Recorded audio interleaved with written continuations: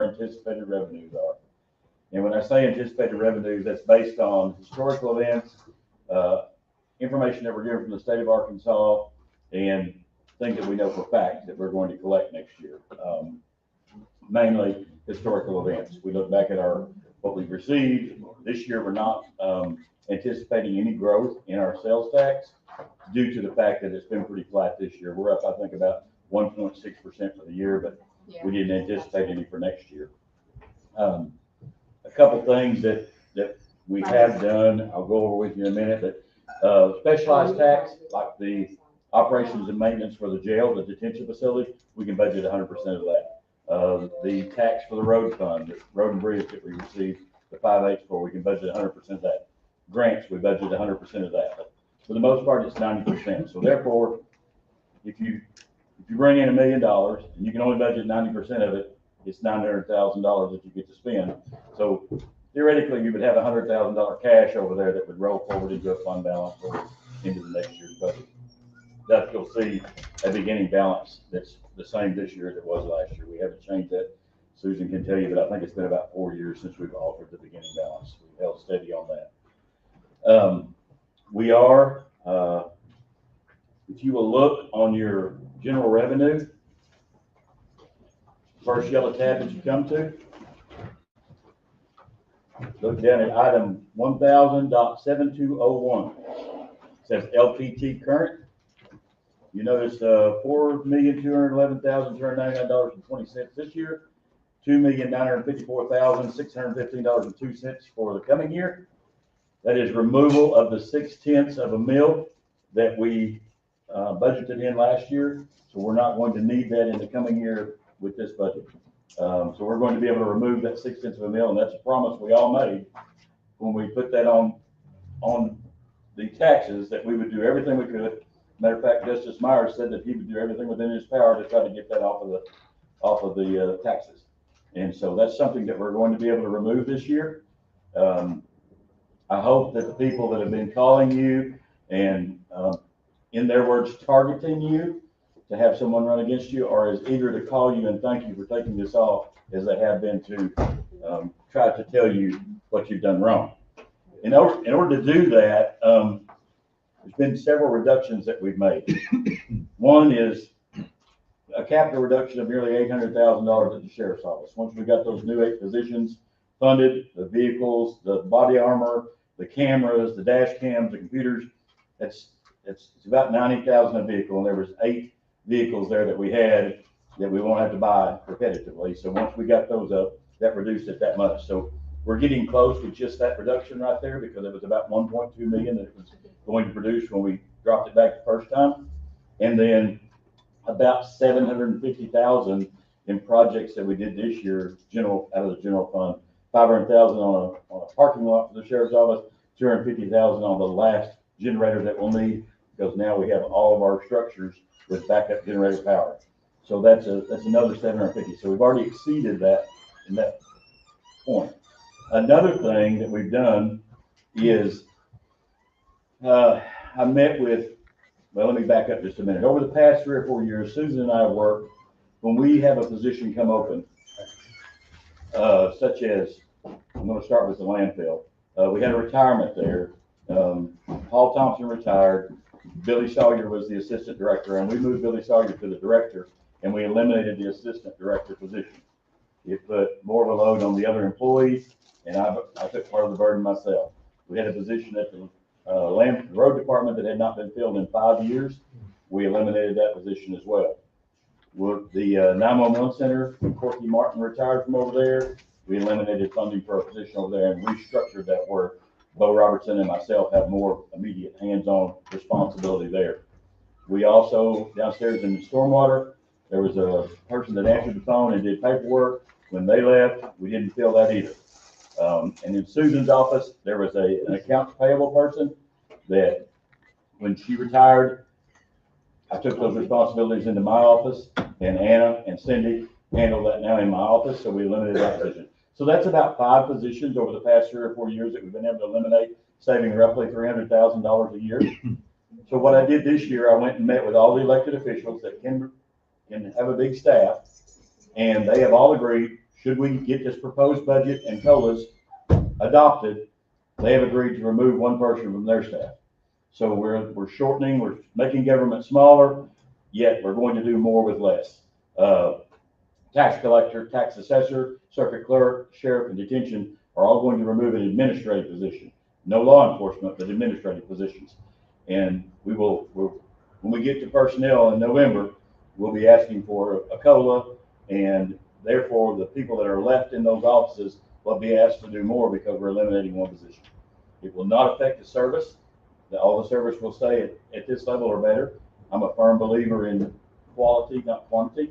And so that's what we're going to strive for. So that's another savings of about $250,000. Our CMRS fees that we get, we will hold at $1.4 million is what they are. We're no longer sharing that with anyone.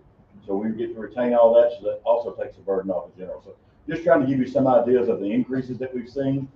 The little things that you don't see that we've done over the past several years, Susan identified that all of our offices were leasing copiers. And some of those leases over the period of 5 years may run $20,000. So she started a practice when everyone would come up for renewal, we would purchase a copier. Sometimes we purchased a copier that was in use. We have a maintenance program on them, but it's not near what it was to lease the copiers. We have an initial payout of, they've been averaging about $5,000 a piece, but now we're down to probably a tenth of what we were spending on leases and maintenance. Now we're only spending about a tenth of that. So that's one thing. We also identified in my office, Cindy Spaggs, she goes over the claims every day. She goes over our expenses. She noticed that Centos was charging us what we felt was too much for the mats at the doors. We asked them to change that. They said they couldn't. So we asked them to take that service off. And 5 years ago, we purchased mats for the doors, thinking they would last 2 years. The mats would probably last 2 years. And therefore, we knew we could roll them out that quick. Well, they've lasted 5 years, and they're still in fantastic shape. So we're way ahead on that. So there's just a few things that we've done. We had some maintenance programs on HVAC systems, which were basically changing filters. We did away with that, and we started doing it in-house. Our staff now, once every month, they go around and check the filters. If they need changing, they change them. If not, they don't change it. They inspect them. So this is a few things that we've done to streamline. And Susan and her team, every single day, they work to try to find a way to do something better. She's constantly calling me and saying, hey, this is where we started, and this is where we should be. Let's see if we can cut that out, and we do. And we credit to the elected officials and the other offices because they have gone the extra mile, and they try to keep their budgets where they are. As a matter of fact, this year you'll probably see that the budgets have probably remained the same for a couple of years, maybe even 3 years they've remained the same. The only thing you'll see a difference is, as you are aware, 2 years ago we went to self-insured health insurance, and to date we have our stop loss is about right at $1 million a year. We pay that, and we have a claims fund. And what we put in that claims fund is the money that we have set aside each pay period for the employees. Like if it's going to cost $600 for the employee, we set that aside, and it goes in that claims fund. To date, we have not had to add any money to that claims fund. And this year, we're actually seeing a reduction in our stop loss. With the first quotes we got back, we're meeting on Friday to get some other quotes back and look at changing some things. In addition to having that reduction, last year, we were able to go from a $2,000 deductible for our employees to a $750 deductible. So these are all things that we've done that have saved the county money, saved the employee money, and saving the employee money is part of our recruit and retain program that we are desperately needing. As you know, we have a high turnover here. Part of it's the nature of the beast. The detention center is probably the highest turnover, but we plan to address that this year in personnel and try to do something to solve that. I don't think we'll ever get rid of it completely, but we can make it better, as we did last time. When the court was kind enough to give the last raises, immediately we went from being about 20% short to at times we reached full staff. I don't think any office ever has full staff for any length of time because of people leaving and retiring and things like that. And that's something that's happening to the county. Our long-term institutional knowledge employees are leaving, and they could work for what we're paying right now because they don't have a house payment, they don't have a car payment. They're at the end of their cycle. But the young people that we need to hire today that are skilled operators, let's just take the road department, skilled operators, a motor grader operator, things of that nature. they're making $100,000 working for these private entities, and it's very difficult to come to work for us for $30,000 a year. Even though we have benefits, it's difficult to have a family and vehicles and a house payment. Minimum house payment right now is probably $2,000 a month minimum, I would think, to have a house that you can raise a family in. So these are all things that we've done to try to offset and try to do more with less. And I think that you'll find this year you'll be very pleased with the budget. You're not going to see hardly any changes. Some of the stuff is mandated. If we have a computer that's running out of cycle and it's no longer supported, like your Adobe and stuff that you have to have downloaded, when it starts running out of cycle, then you have to do something with that. I held on mine an extra 4 years, even though they were telling me every year you got to get rid of it. And I despise changing stuff like that because there's something new to get used to it. I don't like it. But I finally changed that out. But only the necessities are what you're going to see in here. And Susan and her team, you're not going to find anybody better than them to send out the budgets. They compile them, they send them out, everybody goes over them, and they send them back. And it's the elected officials and department heads have done a super job of trying to control their costs and make sure that we can do everything we need to do. I think we're ready to get started, and so we propose the big, beautiful budget, and we hope that you think as much of it as we do, and if you got any questions along the way, feel free to ask them. Today, we're only going to review what I call the nuts and bolts of bricks and mortar, just the operations of the offices, and then on the 12th of November, we'll come back and review the capital and the personnel. And capital's cut back in every office this year, so you'll see a reduction. Just, we've had a couple people walk in since you made a pretty big announcement at the beginning, which this is fantastic. You and your team and Susan and her team deserve a lot of credit. Can you repeat that huge announcement that you said at the beginning of the introduction? We were going over our revenue for the coming year, and our line 7201 and 1000, the general, the LPT current, which is millage, is going from $4,211,299.20 to $2,954,615.02, because we're removing the 0.6 of a mil that we requested last year. And we're doing that because we promised to do that. The court, myself, Susan, everyone promised to do everything they could to remove that or reduce it as quick as we could. Last year we were able to reduce it. This year we were able to remove it. So with this passing of this budget and our revenues that we have and our reductions in staff, our reductions in expenses and capital, we're going to be able to do this. And I think this is huge. And I hope, as I said to you earlier, I hope the people that have been so quick to target you are just as quick to reach out to you and say thank you for doing everything you can to get this off. Because I know each of you have taken a pretty good beating over it. And I appreciate the fact that we were able to get those 10 officers on the street. And I can tell you, it's made a huge difference. Our communities are safer, and not only that, our people over there are safer.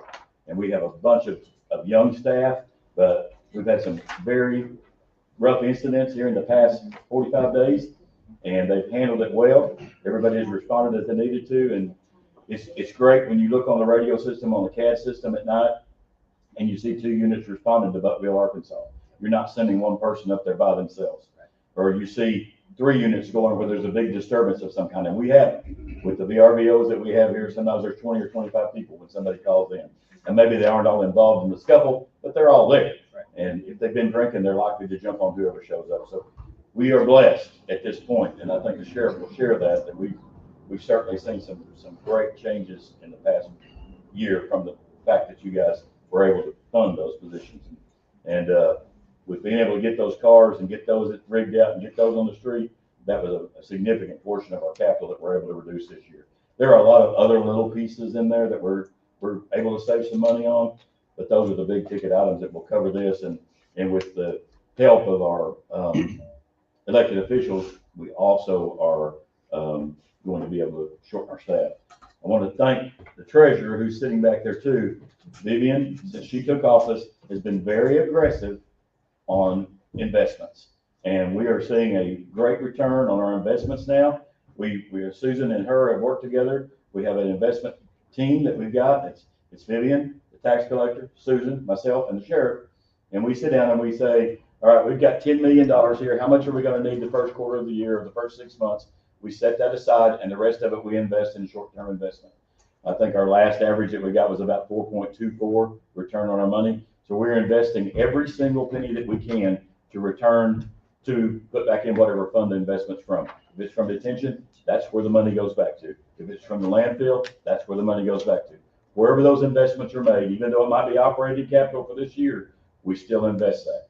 And so those have reaped a huge benefit for us, is the investments that she's made. And she's been very aggressive about making sure that every time one starts to renew, she reaches out and says, hey, I'm going to take bids. Does anybody have an objection to this? And we've got them all over, because each time it seems like we get a different party that is willing to step up and pay a little bit more for it.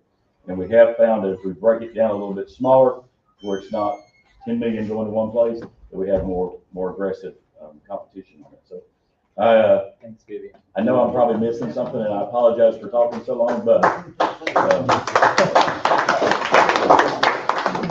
all right, let's get started. John Howard's the first guy in the box. All right. I turn to your red tab there. It's the county attorney, and from here on, it's all Susan's show.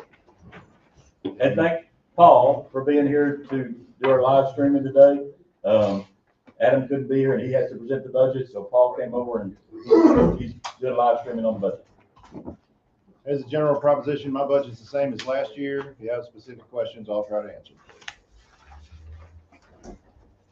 I think the only increase you're gonna see is because you told them every employee has $200 more in their health insurance. I'm sorry, I wouldn't listen. I was busy. I tried to tell him. Okay, so you're gonna see that increase everywhere, but he has no control over that. Something I did, so sorry.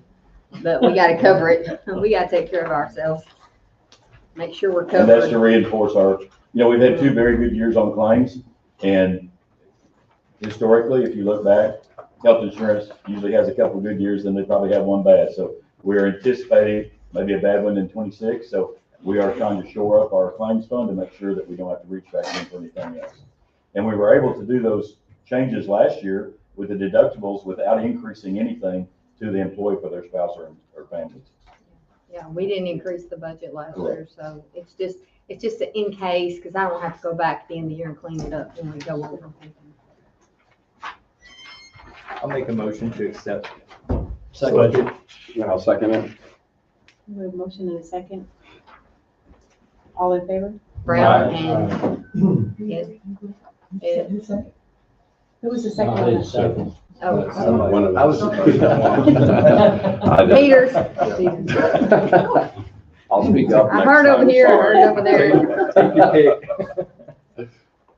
All right, motion passed. That's his only budget. Thank you, John. Thank you. Thank you, John. Done. Treasurer's next. You had just barely got the chair hot if I hadn't talked so much. See, isn't it a good thing I put him there? I Kept didn't it even use any of my warm. Kept clinics. it warm. You didn't bring any changes, so we're good, or just small changes. I don't think you're gonna see many, because it's been a tight budget. Is there anything you'd like to share with us before we vote on the budget? In my treasurer's automation fund, I have asked for increases because our printers, we have 2 printers that are going to be 7 years old next year, and we use those printers a lot. So I wanted to go ahead and put in the budget to be able to buy new printers if I need to. And I did want to leave the staff training at what the amended 2025 budget was, so that if we had a person in our office that wanted to go through the NACO training, that they would be able to do that. Okay.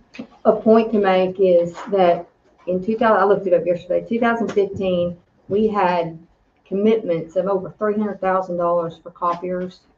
And now we only have 1 lease in this county, and it's at the library because they have other people using their copier, and they need that because of breakdowns. But this budget has, I think, $15.5 thousand to buy copiers.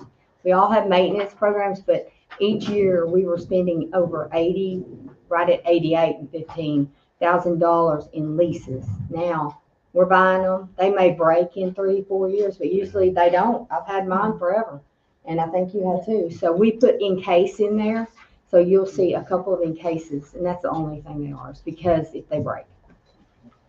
And I did have maintenance history reports running on these 2 printers that I'm wanting to replace.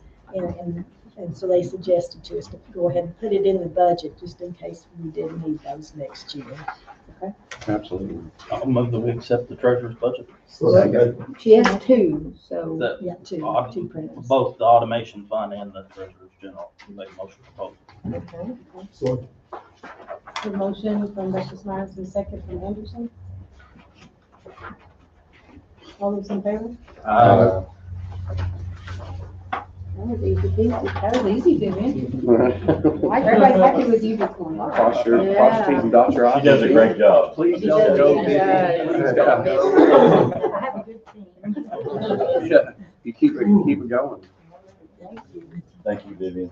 You have a good day. Tell the girl I said hi. Oh, and everybody's favorite. The queen of love letters.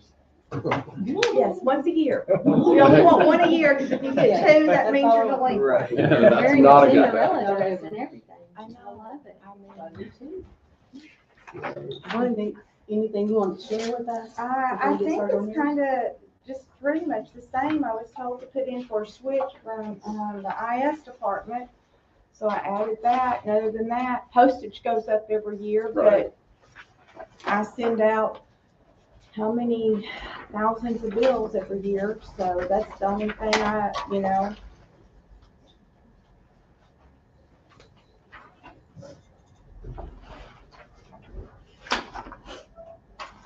And I guess you noted that we moved the tax collector and the chief deputy over to the automation fund.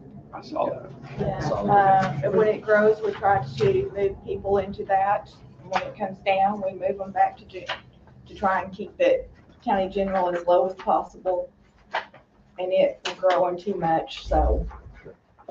And when it gets big, if there's something that we need to do around here, we try to use it too for that.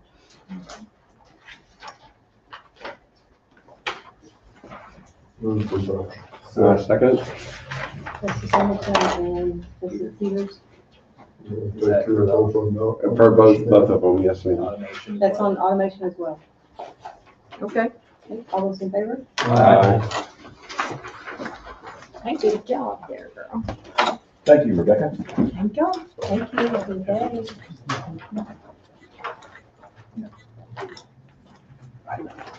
I think, Shannon, Shannon, Paula, y'all are in the hot seat. And they're just getting warmed up, so. I'm coming. On this budget, you'll notice that I have not removed, we're gonna remove a position here that the judge talked about. And it is not removed in this budget. It is 0715, but it will be removed when we do the COLA. The So data entry one? there will be the deputy Data entry. yeah. Okay. Yeah, that position will be taken out. It won't be removed, but it'll be unfunded. Let's say that. It won't be removing it, but it'll be unfunded. And it will be through attrition. We aren't laying anybody off or asking them to go, but those offices that have an empty position, that's the one that we will remove funding for. okay, Good morning. good morning. Would you like to share with us before we get started on this? On county general and the computer software, well, let me make sure, I think it was computer software. There's 10,000 I put out for a server, and I was able to do it this year, so that'll be 10,000 less on that line item. Are we talking about all of them, or? Well, you got a lot more than two. Yeah, so I didn't know, county general is pretty much the same. I may have went up a little on postage, but really it's not changed a whole lot, other than I did put the 10,000 in for the server, but was able to do that this year. I'll move to accept the assessor's general only, since she's got several. Second. Motion from Justice Myers, second from Justice Brown. All in favor? Aye. We'll move to the next one, which is the Which one? the amendment 79.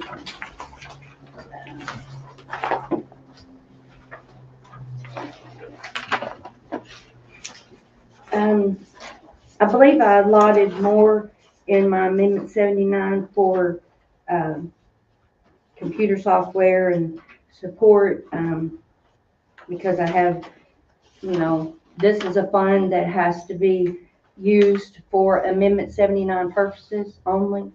And, of course, Amendment 79 uses both of our CAMNA software, our personal property software, and GIS. Shannon, you So want to share with them just briefly what Amendment 79 is? Amendment 79 is homestead credit, basically, to Okay. apply for the credit. Someone has to, there's a lot of factors that go into Amendment 79, but use of all programs are used for that particular purpose, as like all the rest of the office. But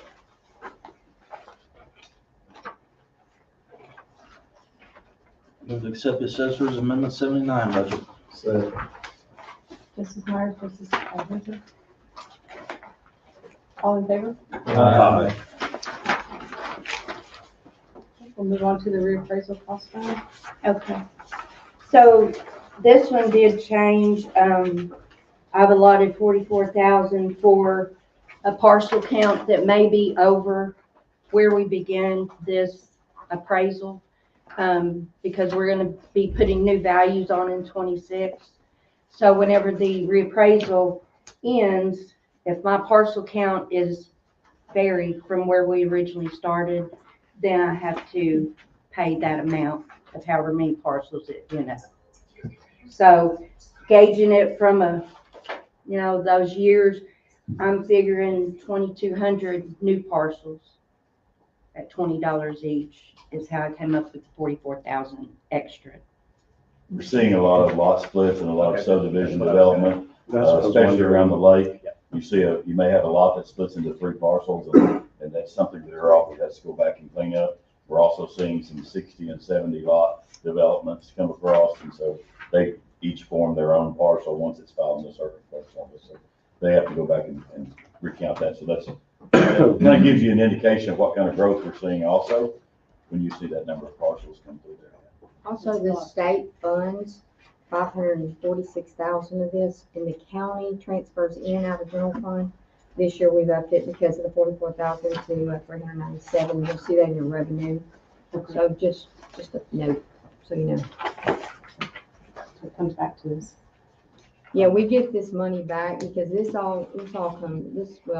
get that. We also get that 397 back because it comes out of the final settlement. We put it on the final settlement. So it comes back from the taxing units. So, I'll make a motion that we accept the reappraisal cost fund. Second. Motion from Justice Peters, second Justice Myers. All in favor? Aye.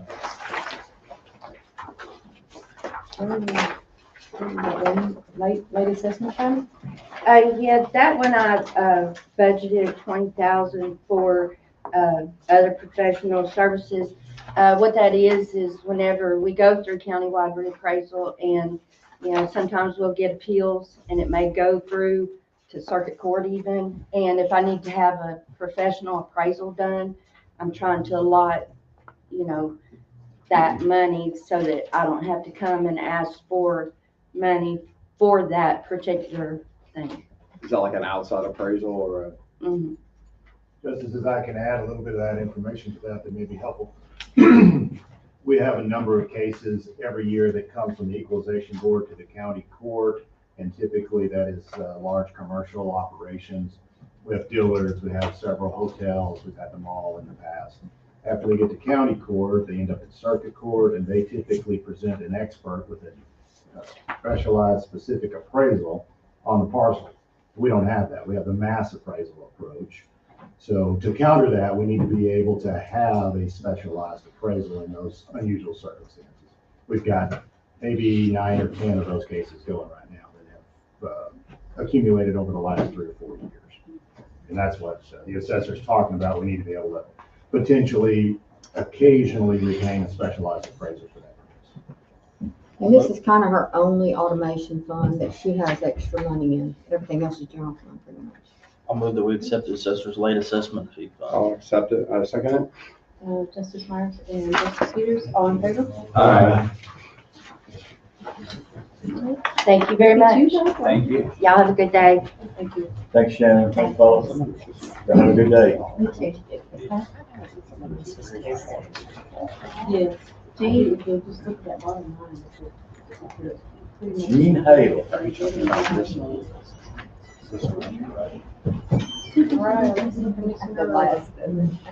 that's funny. Okay, we'll fix that later. So as you all know, Gene is in charge of election integrity, and he does a very good job with it. We've had audits, and we've presented to the state, and we've been a guinea pig and a poster child for running a tight ship, and Gene is one of a kind. He has institutional knowledge, and he also keeps up to date on absolutely everything that comes out of the legislature. In last session, there were a lot of things that were ran through there. Correct. And a lot of them, every time they do something, it costs us money. That's right, that's right. You'll see increases in his budget because next year's an election year.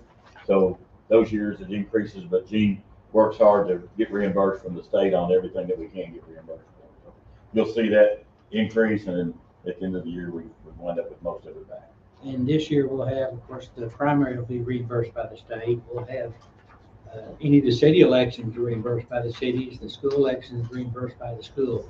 So we're really only on the hook for the general election in November.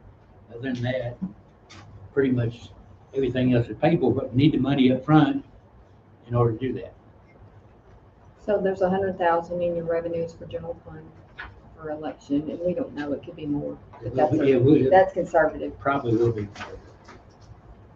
That's something else that when Susan goes through our anticipated revenue, she's very conservative in what she anticipates. So we usually wind up with about $1 million a year more in actual collections from what we anticipated. So she does a great job. Her and her staff do a fantastic job of being very conservative in what we anticipate, so we don't over budget.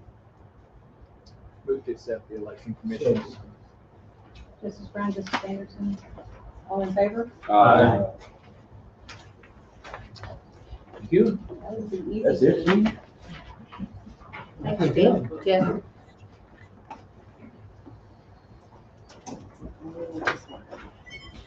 Good morning, Jeff. Good morning, all. Thank you for helping us this morning. Sure. We're so glad you're at the front of the. Not Shut up watching early. the room. Yeah. Well, we don't use this often, so. Morning, Good morning, all. would you like to share a little bit before we get into your budget? Sure. So the big increases that you'll see, which is what you guys mostly care about, I'm sure, is is mostly my software line.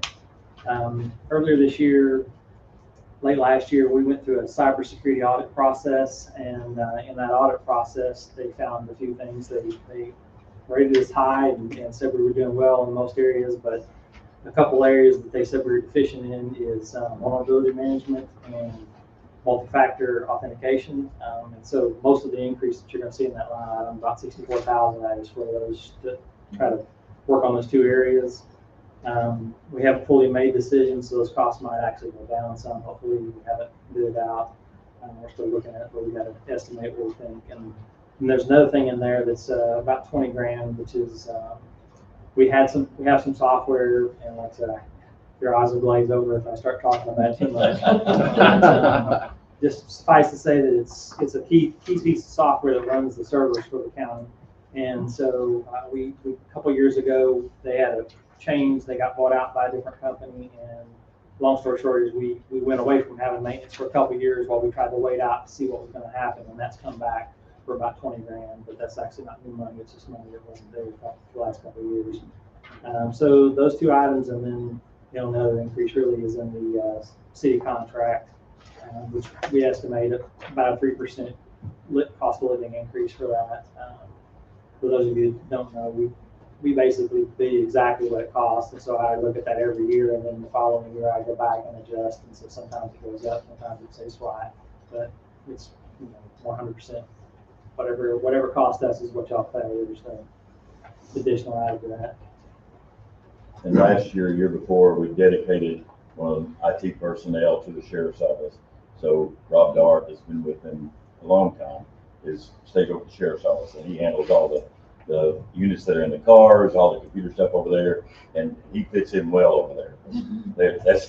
They will argue back and forth about what they don't know about, but he can settle an argument pretty quick, and he is dedicated to that. But also, Rob has been excellent about if we have an immediate problem in this building, he'll run over here and try to help us with it as well. I can't say enough good things, and you need to point out and shine on yourself a little bit that in that audit, the auditors even identified some things that they weren't doing that they picked up from City of Hot Springs to Garland County IT. They scored very high on the audit, and we sat through it, and they were very impressed, and there were several things that Patrick, during that process, pointed out to them. No, we're doing that. It just doesn't look like it. So it was a very impressive showing of how well we are handled by the IT department. And Jeff's knowledge, I hope he never quits. Hope he never retires. Jeff, I hope you never retire, Jeff. I'm gonna retire with Patrick's.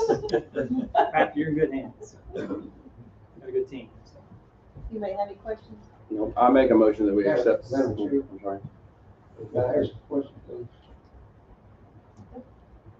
Yes, sir. Mr. Winter, you do IT service, and I noticed in all the other budgets, they have IT budget too. What is the difference between you and all these other elected officials? So sure, that's an interesting question. We do the same thing in the city, by the way. But so like the software is, for example, that you're seeing, that's actually not for the IT department. So that software that's the increase that you're seeing there is actually software we buy for all the employees of the county. So everybody that has a computer benefits from this. And so some of the funding that's overarching is in my budget, and then some of the funding that's independent to that unit is in their department. Does that make sense? So, for example, you heard who said switch earlier? I did. Yeah, so Rebecca said she had a switch earlier, and you're going to hear that from other departments as well. So in her department, she has network equipment that is relative to connecting her department to the overarching system. Okay. And so I take care of, and this budget takes care of the overarching system, and then each individual department has funding in theirs to. Mine pays for our tax pro software that I can collect taxes with. No one else in the county needs that. Okay. So that's my software that I'm paying for. Okay. Yeah. So I was wondering about that. Yeah, so software is independent, Something like networking that. is independent. Like I said, Shannon had GIS software and different things that's independent. Like I said, so they pay for their individual things if it's unique to their department. Otherwise, if it's overarching, a lot of times it ends up in my budget. Okay. So for lack of better words, you're like the big guy that has the big software, and then each department has their own individual software that runs their department. Sure. So we're the consultant, obviously, to you too as well. Right. So we a lot of this funding is for our professionalism to help them make decisions and help kind of keep the whole thing going in one cohesive manner. Something else that goes with that, I didn't mean to interrupt you, Justice. No, that's fine. Something else that goes with that is the fact that these switches, when they go down, that whoever's on that switch is out of business. I'm talking about phone, computer, everything. They keep spares. And so that's something that we don't even pay for, is the availability of those switches for them to come over and change it out until we can get one. And I can tell you 2 years ago, right after COVID, we weren't assured that we would even get new switches at one time. And sometimes it was 6 months before we get them. So IT department keeps those switches. I think they may keep even up to 3 over there, various configurations. And therefore, if we get a department that goes down, then they come over and fix it for us. Something else we've done this year to save money is we brought one more department on board with our IT system, and that's the road department. It's been independent before, and we had to use AT&T and a variety of different services to achieve what we're achieving here with that service. And the AT&T bills, if you've got a copper line right now, you know that they are like 500, going to like $500 and $600 a month. So this year we were able to get fiber ran to the road department, and Patrick and his team went out there and were able to get us online. So we're also seeing a great reduction there over the next 2 years when we get it all put together. And now it's on our system rather than being an independent system. About the detention center's already on there. About the only one we've got left is the landfill, and we've got some of it on our line as well. So that's something that they guide us on what we need. Anytime we build out, when we did the armory down there, the things that we did down there, they came over and worked with us. Until 3 years ago, we didn't have fiber to all the buildings. We hired a directional boring crew to come in and run new fiber. We pulled spare fiber. We put a spare conduit in, so we should be set for the rest of perpetuity with the amount of stuff we've got now that can happen like that when we have a problem. And one of the biggest concerns we had at that time was the 911 system. It was tied into our server that's in the basement here with old fiber, and we didn't know how it was buried, weren't sure if it was encased in conduit, so we got new fiber over there, which shored that up, and I can tell you that we don't have any issues with IT. They are always right back at us whenever we, there's certainly personalities over there, but I can tell you they all are quick to come over here and help us with anything that we need. And I appreciate that very much. Sorry, Justice. No, that's fine. Conversation. Just follow-up question. Hardware, computers, is that on your budget or is that on the individual officers or what? So the individual computers are typically in the individual budgets. Okay. And I've seen that in different places where they consolidate that and bring out the IT department, or they have it. So like I said, different folks do it different ways, but this is the exact same way the city does as well. So the individual department buys their own computers. Now we guide them. So we have a spreadsheet and we keep up with all the desktops and computers, and we have generally a 5-year replacement cycle guidance. And we tell them, hey, your stuff is this old and you ought to consider replacing this. And so we give them guidance on that, but then they fund it. So you were here before and you were talking about new software that's coming out and how they changed that, which I understood that because now they're going to subscription and you gotta pay for it monthly and all that. That is just on your stuff, that's the individual departments pay those, is that right? Yes, sir. Okay. What he's talking about is the Microsoft 365. Yeah. Basically, everything in the world's going to subscriptions. It's going to the cloud, right? So we used to have all the software was internal and we paid for that. We typically paid maintenance on all the software we ever had because obviously if you don't, a lot of times the software will quit working, so you don't have a choice like Microsoft. But otherwise, even if you don't get patches, updates, you can't keep current, can't maintain that stuff. So, but yes, the subscription-based software, and a lot of these departments now have cloud subscription-based software and they're paying for it individually, either by the person or by the department. And that's gonna make it more expensive. Well, in theory, it does. Like I said, we in the past used to have a mail server on premise that was an Exchange server that everybody used, and Microsoft no longer supports that. Right. So now you have to have their cloud product to do email, and so that cost has gone up for sure. Yeah, I'm somewhat familiar with it because I don't like it. There's not much you can do about it. Well, the advantage of it, well, I will say that, the flip side of that is you're paying more, but you also have, so during COVID and all these other things now, is you can go anywhere in the world and get your email. Yeah, right? So you couldn't do that 15 years ago. If this building blew away, so would all your email. Now, if no matter what happens here, so from DR purposes, and those type of things, it's actually a better thing. So you're paying something, but you're also paying for, it's not just for the product, but for these other services as well. So it's kind of an offset. Yeah, and I like to ditto that. So running a business, I'm actually fixing to have to completely change my veterinary operating software to the cloud. And we used to have to, the offset of the expense would be, it's in the cloud now, you pay for that. So I used to pay thousands and thousands of dollars for the big server. That's right. To house all my stuff and it housed there in the building. So they come fix that? Right. So I told, dude, you are like probably a godsend to everybody. I totally know. My brother runs all mine from Little Rock. He works for Dillard's and is head of their IT department. And if I didn't have him, I probably could not even see your dog. So I will accept your budget. I will definitely say whatever you need, you just go get. We feel the same way. Yeah, I promise you. Yes, when we had the IT meeting, you said, you were very kind to get back to me quickly because we'd asked about stair step and different things. He said, I will negotiate anything and everything till the very end of the possibilities to save money, and I appreciate that a lot. Yes, ma'am. We budget for the worst, but like I said, try to do our best. And so, like I said, ultimately, you'll see, and if you look at my past budgets, you'll see I haven't spent money that's there. I'll ask for money because, again, like they're saying, just in case, you have to budget for the worst case scenario, but ultimately, I'll have money left over every year. And it's either because I didn't spend it or because I had some savings. we have any more Thank you. questions? I definitely made the motion to accept that, We have a motion and a second. Who's our second? Peters Brown. Peters Brown. Okay, all in favor? yeah. Aye. Any opposed? Thank you, Jeff. Thank y'all. Sarah. She'll be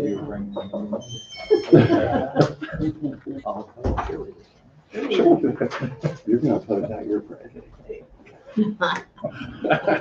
Good morning. Good morning. No? No? Share with us. Not. Sarah? I don't really have anything substantial that has changed. Well, I take that back. My equalization board budget increased quite a bit. Next year's a reappraisal year, and so I have to budget for the board members to be here every day for 2 months. Wow. This year, I don't think we even hit 10 days. Last year was probably close to that also, but reappraisal year, we're gonna be here the whole time, and so we'll see an increase there. Otherwise, both other budgets went down a little bit. Yeah, and you really don't know how long they're gonna be here, right? Just for all of that. I don't know how many you're gonna, Yeah. how long it will take. The last reappraisal year was pretty rough. We were here almost every single day, all day for the 2 months. If it's okay with everybody, I'd like to make a motion to accept the county clerk's general, the county clerk's board of equalization, and the county clerk's cost fund.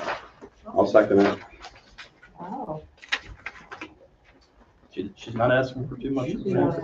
Increase. Our budgets are down. I feel like that's good. Nobody is. You can admit. Sarah's like, yeah. A second from, Me. Justice Peters, Yeah. all in favor? Aye. Any opposed? And I was going to let you know, I know that we had discussed the project for Christy and I, where we were having all of our books restored and some stuff digitized, and they're actually going to be delivering that stuff this morning. So if you get a break and want to come take a look at what we got, then I'll have some in my office, and Christy will have hers as well.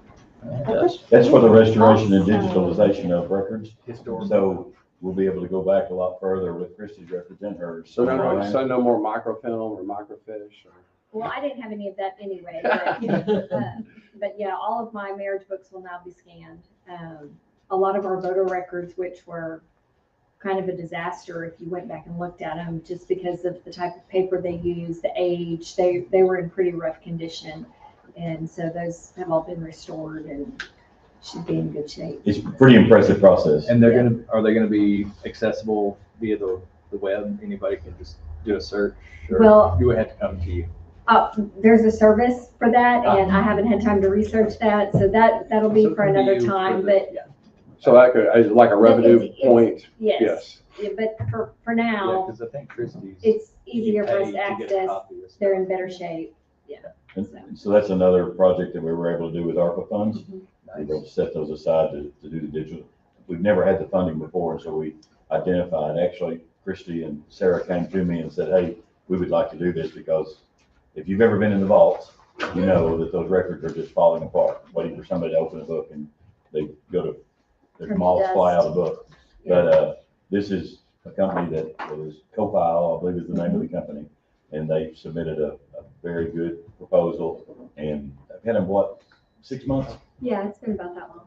But you can imagine trying to go through those books and pull each one of those out, scan it, digitalize it, and then restore some of them. And it's So like where you can actually see them? Yeah. yes, that's exactly right. Wow. It's an impressive process, and we're pretty excited about that.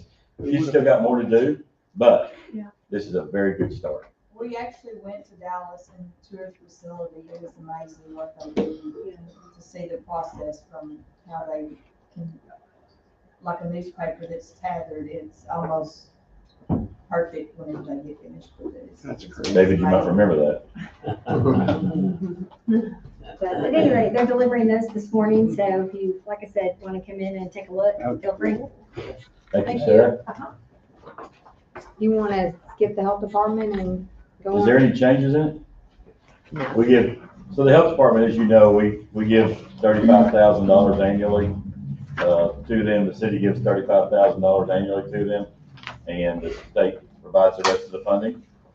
They provide a fantastic service for those that most need it. We do some maintenance over there. We go over and do maintenance, and of course, 2 years ago, we went over and did cleanup twice after water lines busted in the attic and flooded the whole place. So we did that, labor from here, myself, and some resources that I had, but for the most part, we just give them the $35,000, and we go change a filter over there, or we go fix a light when it's out. Otherwise, everything that they have done comes out of their budget as far as any repairs.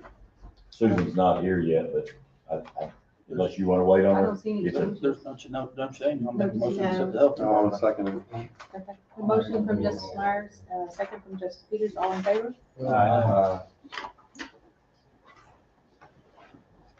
Okay, the prosecutor is not in here, but the circuit Yeah, drop down clerk circuit is clerk. in here.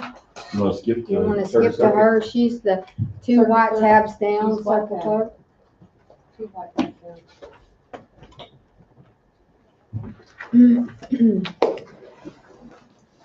For those of you that haven't got to go through this budget process with Susan, and for those of you that remember going through the budget process with Mary Culpepper, there's a world of difference in looking at these budgets. And I was on the court when Mary prepared them, and they were great, but she had most of the information in her head.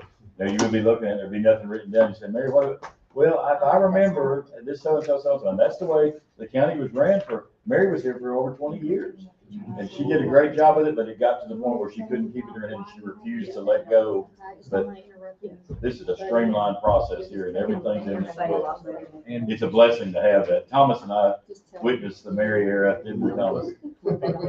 Mary was a great gal, but it was difficult to understand. And it was in one of those expandable folders. It wasn't in a book like this. It was all shoved down an expandable book. So when you pulled it out to look at it, then you had to hurry and try to find your spot to put it back in there. Undoubtedly, I would always get mine back in the wrong spot. And then when you go back to look at it at home, you can't find it. It's mixed in with the others. And a lot of it was handwritten at the last moment because there was none of this printed out like this. Mary was a lot smarter than I am. I can't put all that in my brain. I don't keep extra stuff there, I just don't do it. I put it on paper. Well, I appreciate all the notes. I was gonna say, Changes. your cliff notes in the front saved me. For sure. Saves me too. We are I tell blessed. her why I'm doing it, but then she puts it in where it makes a little more sense. I'm sure they're AI generated. I appreciate the AI. Not like always. ChatGPT. I gotta say, I love some cat, but it does help. I looked at it, it's like, I bet that's ChatGPT. You'll see a dash every now and then where I forgot to put a comment. We know what it means. And I did the We research. just love it. So Yes. We excuse all that. Okay, anything to? Well, the biggest change that I'm gonna have this year is since about, I think, 2007, 2008, our office has been pretty much self-sufficient, is kind of what I call it, where we have restricted fund, which is the county recorders, which was making a lot more money back then and through the years. Well, like everything else, we're not making that as much money and everything's going up.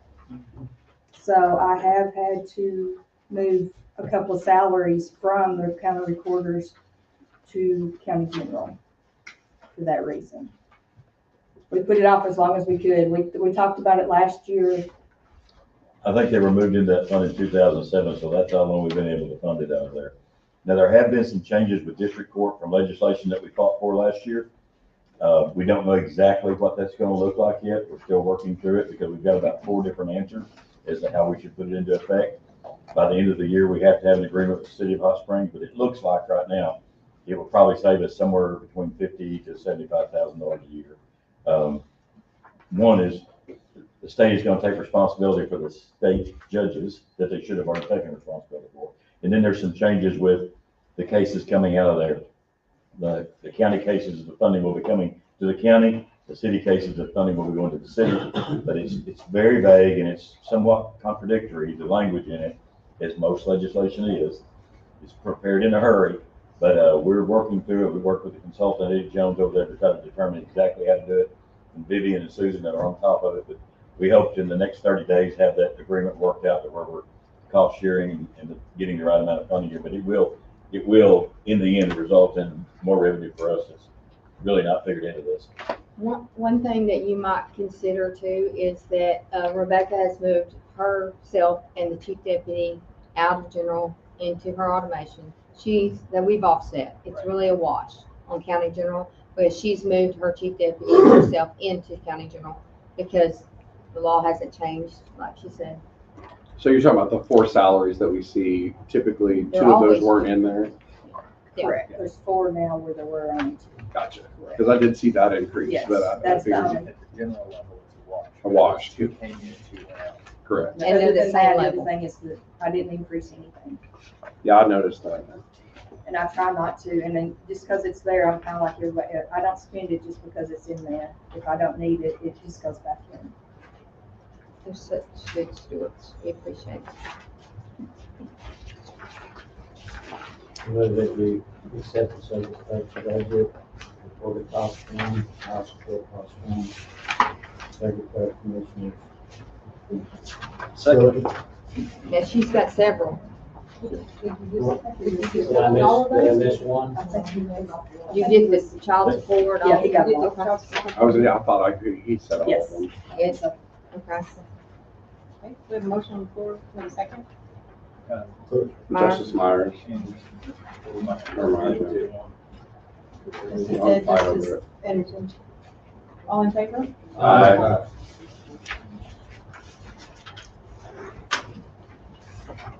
Good job, Thank you Kristen. very much. We probably need to call down and Oh, see if we it's can't easy get to go some back social now. security. I don't have my phone with me, but, I'm sorry. I'm ready. Michelle. Yeah, and these are, work on the whole teacher. Uh, When we got it. It's just, Who else is in here? Nobody? We can do my budget. Y'all wanna do my budget? Yeah. Is that okay? What now? So you gonna do my budget? since she's here. I'm here. Hello. I am the last yellow tab. Oh, the finance tab? Yep. I'm running out of pens. You need one, oh. You got stickies? Yeah, oh, that's right. As you know, mine is budgeted by these funds, these 11 funds. And, but I did not go back and we put $200 in everyone's health insurance. And I have 4 people in my budget, but when I did that, I didn't go back and adjust all their funds because it was $800. So when you look at my front page, I'm $800 off of my final budget. And that's why, because it will get adjusted in the, when we do the COLA, but it was just one worth paper. I mean, it wasn't worth time. So, and I mean, it would have been, but I had to go back through all y'all stuff. And so I didn't, just saying. But anyway, it was an afterthought that I did that. You want to talk about my budget? The main thing is the other professional services. We have money sitting in there because we no longer use JSAP, and it's in there in case, if we come up with a rating program, then we're going to need it. It's for the HR and for your rating of your salaries. And we don't have that. It's in there. We didn't use it this year, but it's there. How are we handling that now if we're not using JSAP? Well, we have a kind of a policy where we do a 7% as well as, do you want to speak to that, Judge, or do you? Yeah, so JSAP, Follow it. we were in a box with the private sector, and we cannot compete with the private sector, and they continue to put us in a bad light and keep us below the minimum. And so we're going to do an RFP to try to get back to that. JSAP was just not realistic in what they sent us to say what our salaries were. I mean, we're doing absolutely everything we can to increase those. And we still, every year, we kept getting further behind on the JSAP program. And I don't know that they were fairly comparing, even on the private sector side. When I looked at the numbers they had, they weren't doing a fair comparison. I believe they were looking at other areas in the United States to rate us. As you know, we started the separation, I'm going to call it a step increase for 5 years. We initially started with law enforcement, now we're here. So we believe that that's gonna create that separation between a new hire and somebody that's been here for 5 years. But the way they had it set up, we continued to see those people come in below minimum. And Thomas can tell you, 10 years ago, even 15 years ago, we would sit down and everybody that was below that minimum quartile, we would bring them up. Well, that brought those up into the range of somebody that's been here 5 or 10 years. And so we have got away from that, and we intend to do an RFP to try to get to someone that will do government rating for us, to rate those positions. Now, right now, we use what we have. You know, if we have a salary set, we have a minimum set for that, and then we work off of the separation or step, and the increases that we see through COLA. So we base it off of that. And we still use it to rate the positions. If we do a new position, let's just say we created a new position and had to have a job description, we can still get that rating of where it needs to fall, the numbers of where it needs to fall. So we have some idea of what we're looking at, but we don't foresee creating new positions. We're in the process of streamlining and have been for at least the last 7 years. And we continue to do that. So that's kind of where we're at on it. I didn't think we were getting a fair shake on it. Sure. And it continued to reflect bad on what we were able to do for our employees. And so I don't see any reason to do it. We can't keep pace with the private sector because we don't have the revenue. It never worked very well for the sheriff's department. No, it did not. And that's something else that the law enforcement is, you know, when you start looking at the things that our payroll department and the finance department have to do, there is a whole different world for law enforcement. It is a box by itself, yet we still have to try to blend that with the rest of the county government. And when you start looking at holiday bank, things like that, those people, even the 911 over there, those people that have to work, do it through the holidays, do night shift work, all of the stuff they have to do, they don't fit into any box. And when you start looking at payroll, even if you look at a program, we tried to find a program for working on payroll. And it would always work with every department except sheriff's office. It would not fit there. And it's just because there's so many things that play in there. They have 48 hours a week, and there's a huge difference in how their pay is scaled, how they figure their pay, and it's very involved. And, you know, we've got another item that's coming up this year, and I'll just go ahead and speak to it now while we're in finance. We're going to have 27 pay dates this year rather than 26. I think it's about every 4 years you cycle out, because there's not really 365 days in the year. There's 364 and 2/3 or whatever. So every 4th year you cycle to where you've got an extra pay date. Right. And so we'll have to cover that this year. We believe that we've got a way to cover it already from basically money that was not used out of the budgets because we hadn't had staff. So, and we see that every year, but this is the year. And we did it once before. I think it was in 22 or 23. We tried to do it in Yeah, a and we did it in a weird really bad and way. that was I mean, not good. No, we came up People with were it. mad, Yes, we came up with a way to do it, and it saved us money. it did save us money, but it was very difficult to implement, and it was even harder for staff to keep up with and document it. So this year, we decided at that point that we would go ahead and pay that out because it happens everywhere. It's absolutely everybody that, 2,080 hours. When you look at the year, every 4th year, you're going to wind up with a pay date, and it landed perfectly on the end of the year this year. So the last day of the year is when we hit the button to do the payroll, and that's where it landed. So Yeah, it's landed on the 1st, and we pay out early when we have a holiday, so. yeah, so We're we got. gonna have to pull it back, but we didn't put it in the budget for this year because it fell on the 1st. I know we have several months, just as in the small business I run, where we have like 3 pay periods and 2 months a year. 2 months a year, 3 pay periods. And when I first started running the business, I was like, oh my gosh. You'll have see to that save for that. Yeah, you'll see that in our overtime reports. That's usually where you see the high overtime because we had 3 pay. I've dates. noticed that. We right have it away. twice. You don't necessarily have 3 pay periods, but the pay dates align with to hit you 3 times in that month. Yeah. And so I just wanted to kind of get that out there. I think Susan's already figured out a way to make it happen, and we'll address that in finance. But it's the sheriff's office is a different bird. But yes, to answer your question, Justice Brown, we're going to do an RFP to try to find someone that can provide what we believe we need for government. And there's somebody out there. We just have to try to find it. JSEP sold, but this wouldn't touch what they wanted us to pay them for. We were not paying them more than we were paying for our financial software. It's what we determined, and it was crazy, the number they gave us. So we all talked about it, and the judge, we said, we don't have to have it. We can handle it right now until we find something better. But before we were paying like $9,200 a year.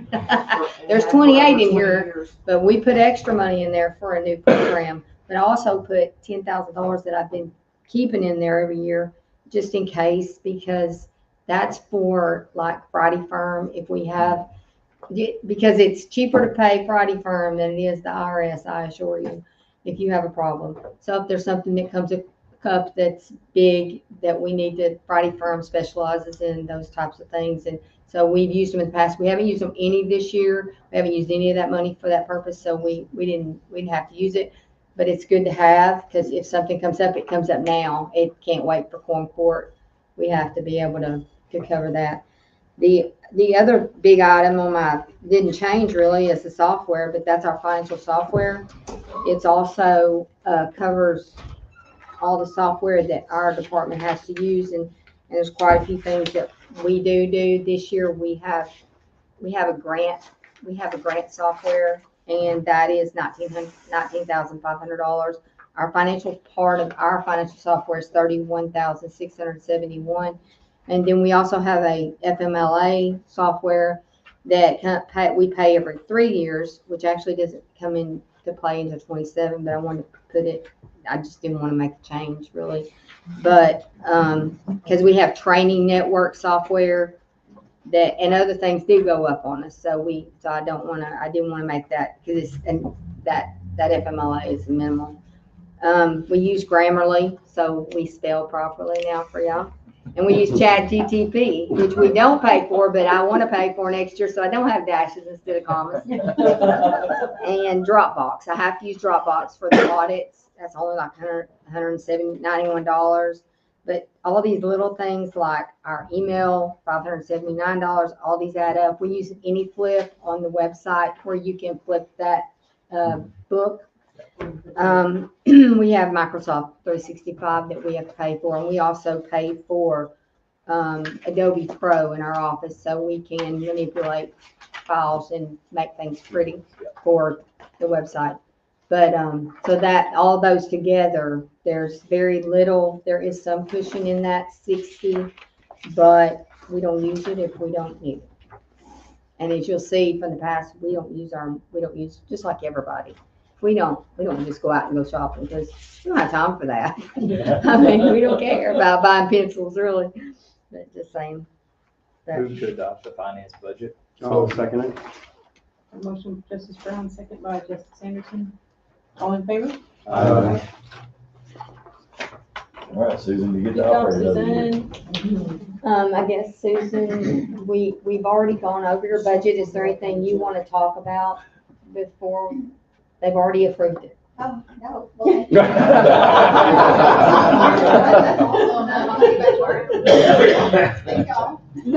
it easy when you don't ask. I appreciate it. If I need a flu shot on a walking basis, I can help you. There you go. Thank you, Susan. Thank you.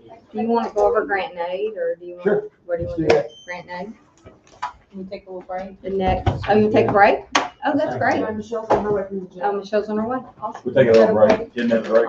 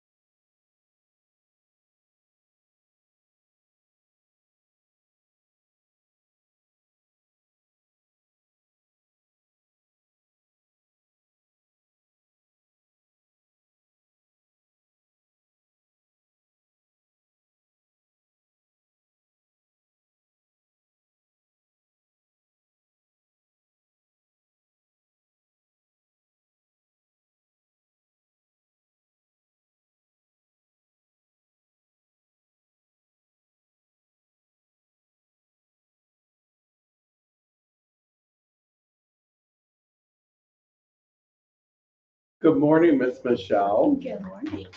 My apologies for being a little late. I was out at the jail, so I thought my time was 1:30, so I'm sorry to keep you That's okay. waiting. We No. are running a little ahead this morning. So. Well, and I heard you got a break, so that was good. Yes. You want to, Terry, anything on your budget you'd like to inform us about before we get started? Basically, I sat down with my office administrator, and I believe, when you look at all of our budgets, I think we're giving $1,000 back. I know we've done, some decreases and we're asking for some increases, but I think in the wash, it comes out about $1,000 They're gonna be less. a little confused because we moved the DTF investigator assistant out of this budget into the DTF grant. Yeah, So we have our they're own seeing- little. That's why you're going. I basically have two budgets. I have the prosecuting attorney's budget, and then we have a victim assistance budget that is mandated by statute from costs that are actually kept in Is that that funded budget. by, so that's separate fund? That's different. Okay. DTF is a grant. That's And a- then DTF is a grant. Okay, But we have gotcha. taken DTF, which used to be under the prosecuting attorney department, and we've moved it Separated, okay, separately, gotcha. just so it's clear. So I think this is just the general budget for the prosecutor's office and then our victim assistance budget, which we tend to use, this past year, we've had a record number of jury trials. We've had more filings than we've ever had. I mean, this is my 29th year to either be a deputy, the chief deputy, or a prosecutor. So this is the most volume we've had in 29 years. And I've been a prosecutor, I think this will be my ninth year. So it's, we have more trials set, more jury trials set. I think, just looking at next year, I ran the numbers. We have 45 jury trials set in Judge O's court and 271 set in Judge Spencer's. So I think, based upon the total numbers. Is that a and projection for next year, or that's that what's is on the, just as of that's what's on the as docket? of March of next year. Wow. But the judges approach their courts different. Judge Ohm waits and sets things for jury trial if it appears we cannot agree, have a disposition. Judge Schweitzer sets things for jury trial immediately. So there's two different approaches between the courts, but I think if you look at the numbers, Oh, she looking at. and I do think, and I don't want to misstate this, Judge, but I think that we've run out of funds for jury trials. Is that correct? We're going to have to. So we are trying more cases than we've ever tried. General and victim witness. So there's also a drug control fund and a DTF are separate. I was just looking at that short sheet she was looking at. Oh, The you may top. not have, you don't have that. Okay. The short sheet, okay. That's hers. I can tell you that over the past year, we have tried in Division 1, we have tried 18 jury trials. In Division 4, we have tried 10. So that's, I move that we approve the prosecuting attorney general and the victim witness fund to start off. Second. I'll second it. And you have two new case people in this general fund from your sales, from your property tax, so. you Yeah, I was gonna say, still I have got, she got to add a They're in couple as there. well. that is, if I did not have those individuals, I'm not So, sure how we would have moved. let's talk about that. I for a can't minute. I can't imagine. To continue. Well, let's talk about that for a minute while we're here. So, the last week of September, I was we hoping were you- blessed to I get a was- letter. I was hoping that you would broach.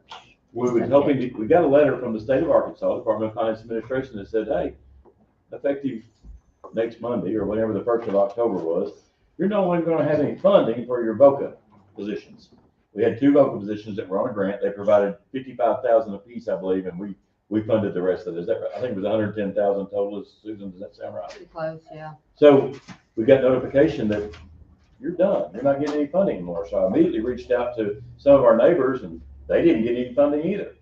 And so I went to our legislators and they were researching it. I went to Congressman Westerman. Of course, they're on vacation, or whatever you want to call it. They're not in session. And they assured me that they were still applying the same amount of funding, and they had some legislation coming through that it's intended to shore up the VOCA program. So I finally got a budget from the state of Arkansas on the VOCA program, and apparently they had been using ARPA funds to supplement the VOCA money and it's a lot more than VOCA that they're doing out there. I'm not saying we don't need those programs, but the stuff that I saw in that budget, it was a lot more than the VOCA program. So I kind of understand it, but at the same time, why didn't they give us more notice then?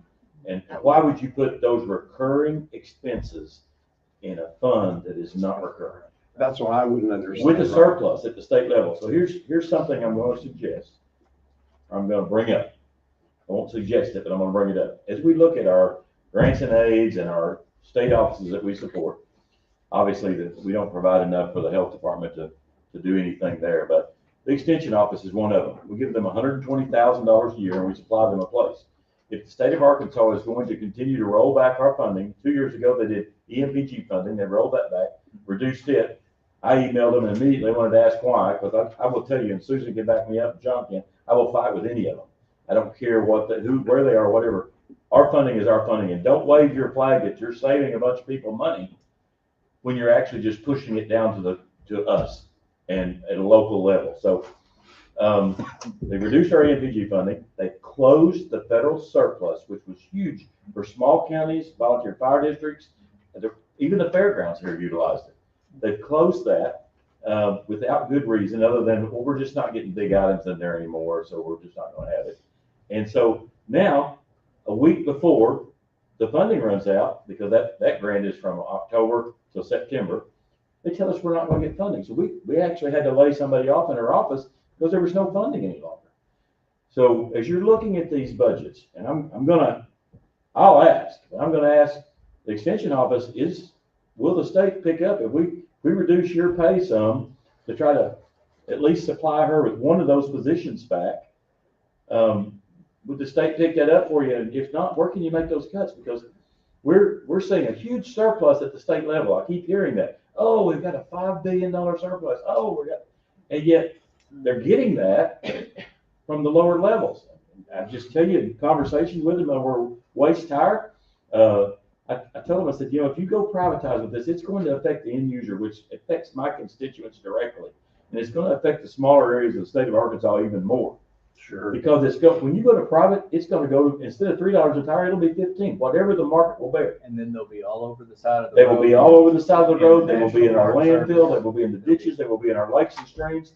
And I said, he said, well, we don't want any new taxes. I said, well, it's going to be an increase to the end user anyway. It's not a state imposed fee, is what I was told. Now that's the approach they have. Get it on somebody else. But the things that we fund, there's some in the grants and aid we can probably make some cuts on.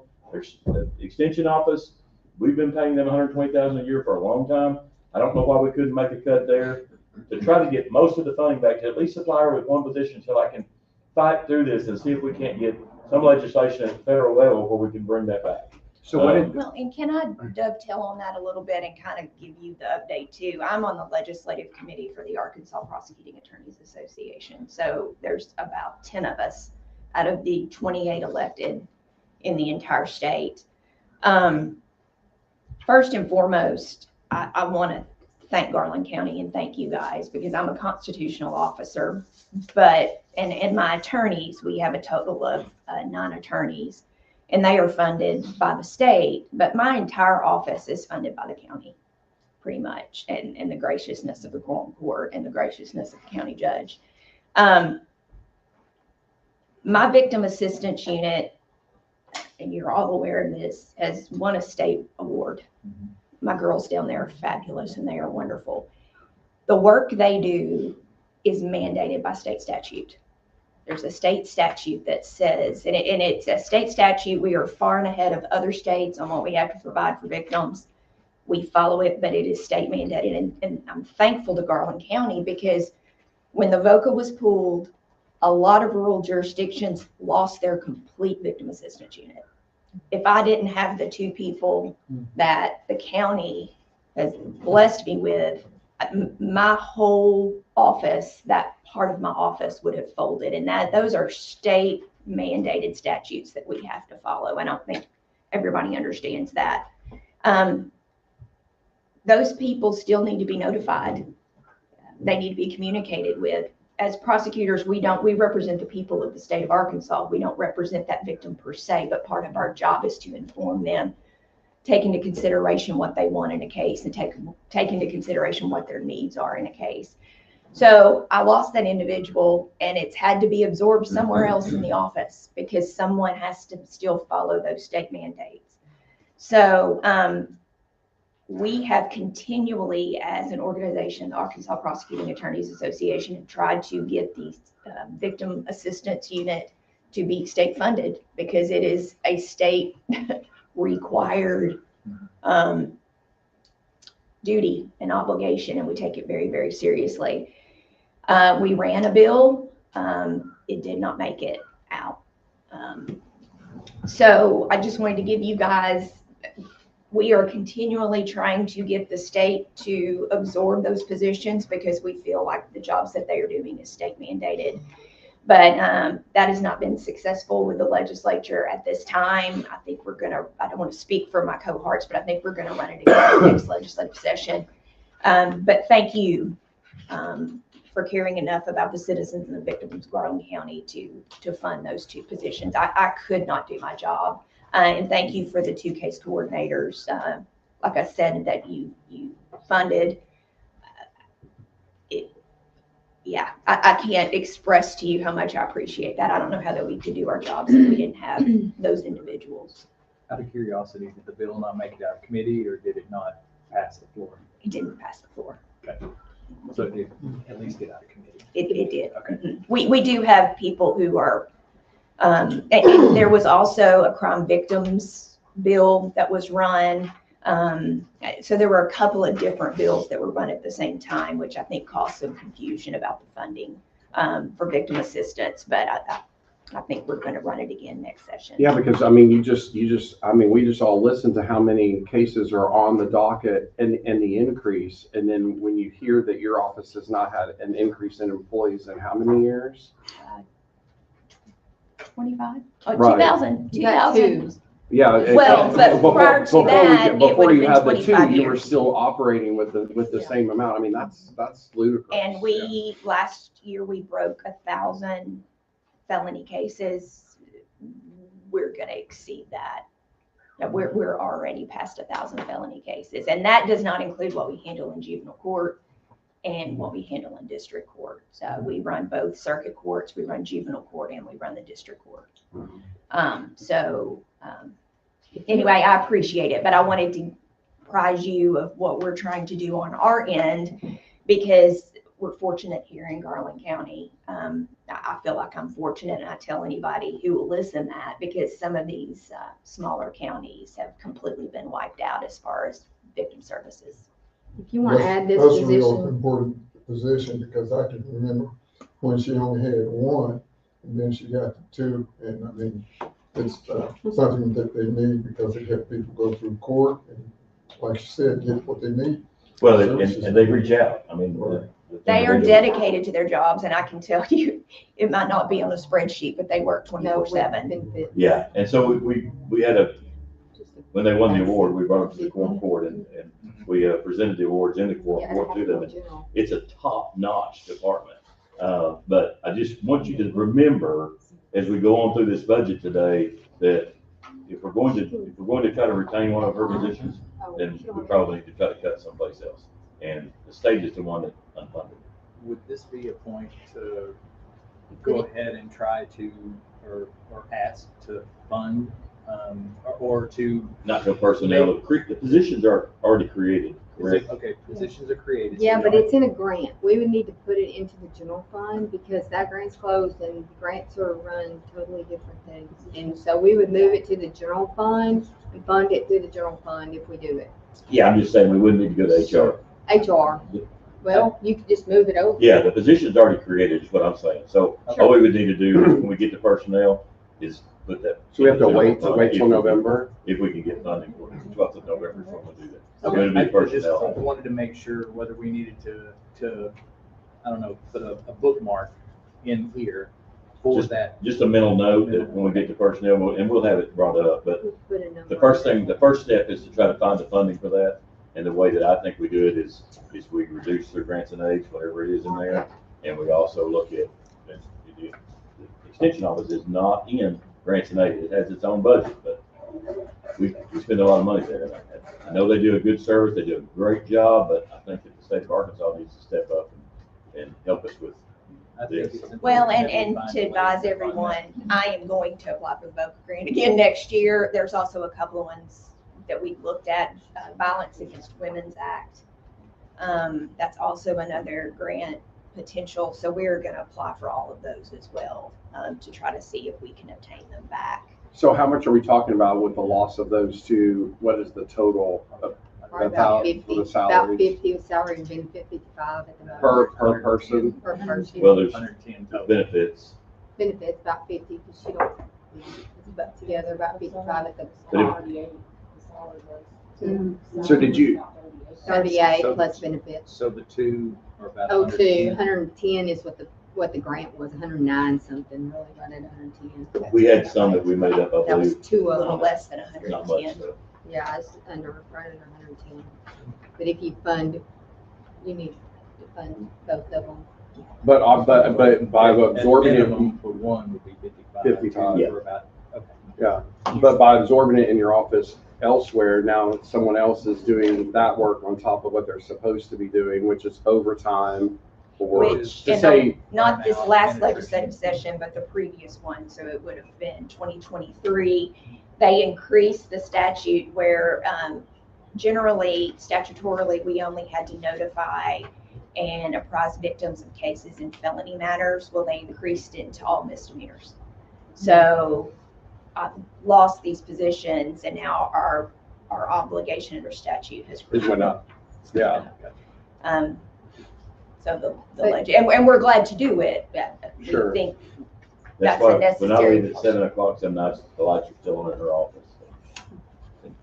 Well, yeah, what a lot of people don't understand is when you do that type of absorption, you know, it's great that someone else can take on that responsibility, but you're paying them extra in overtime. And so what a lot of people don't understand, unless you're paying that overtime bill, is what that means. Plus you're killing an employee as well. and it's one of the new positions that you funded. I mean, my case coordinator, she's the one who had, yeah, sorry.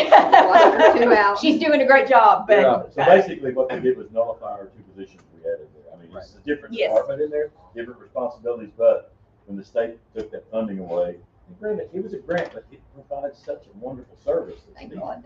There's a place in southwest Arkansas that goodness. 4 counties were sharing one VOCA grant, and they did away with it. It's almost like you saw in the future when we did that 0.6 mils last year. It's look at saving her office even temporarily by having those two new positions in there. That's amazing. Yeah, I think we need to try to find a way to fund at least one of them. One would be great, and if we can do that, and I'll continue to work with Congressman Western's office, and his staff has been fantastic. They have kept me up to speed, and Well, she's thank been- you for, you immediately reached out and on a local, state, and federal level, and I appreciate you going to bat for me, I Judge. really believe that there's gonna be some legislation come out of the federal level that will shore this up, because it's not just us. I think that out of 75 counties, I think there's less than 5% that they funded.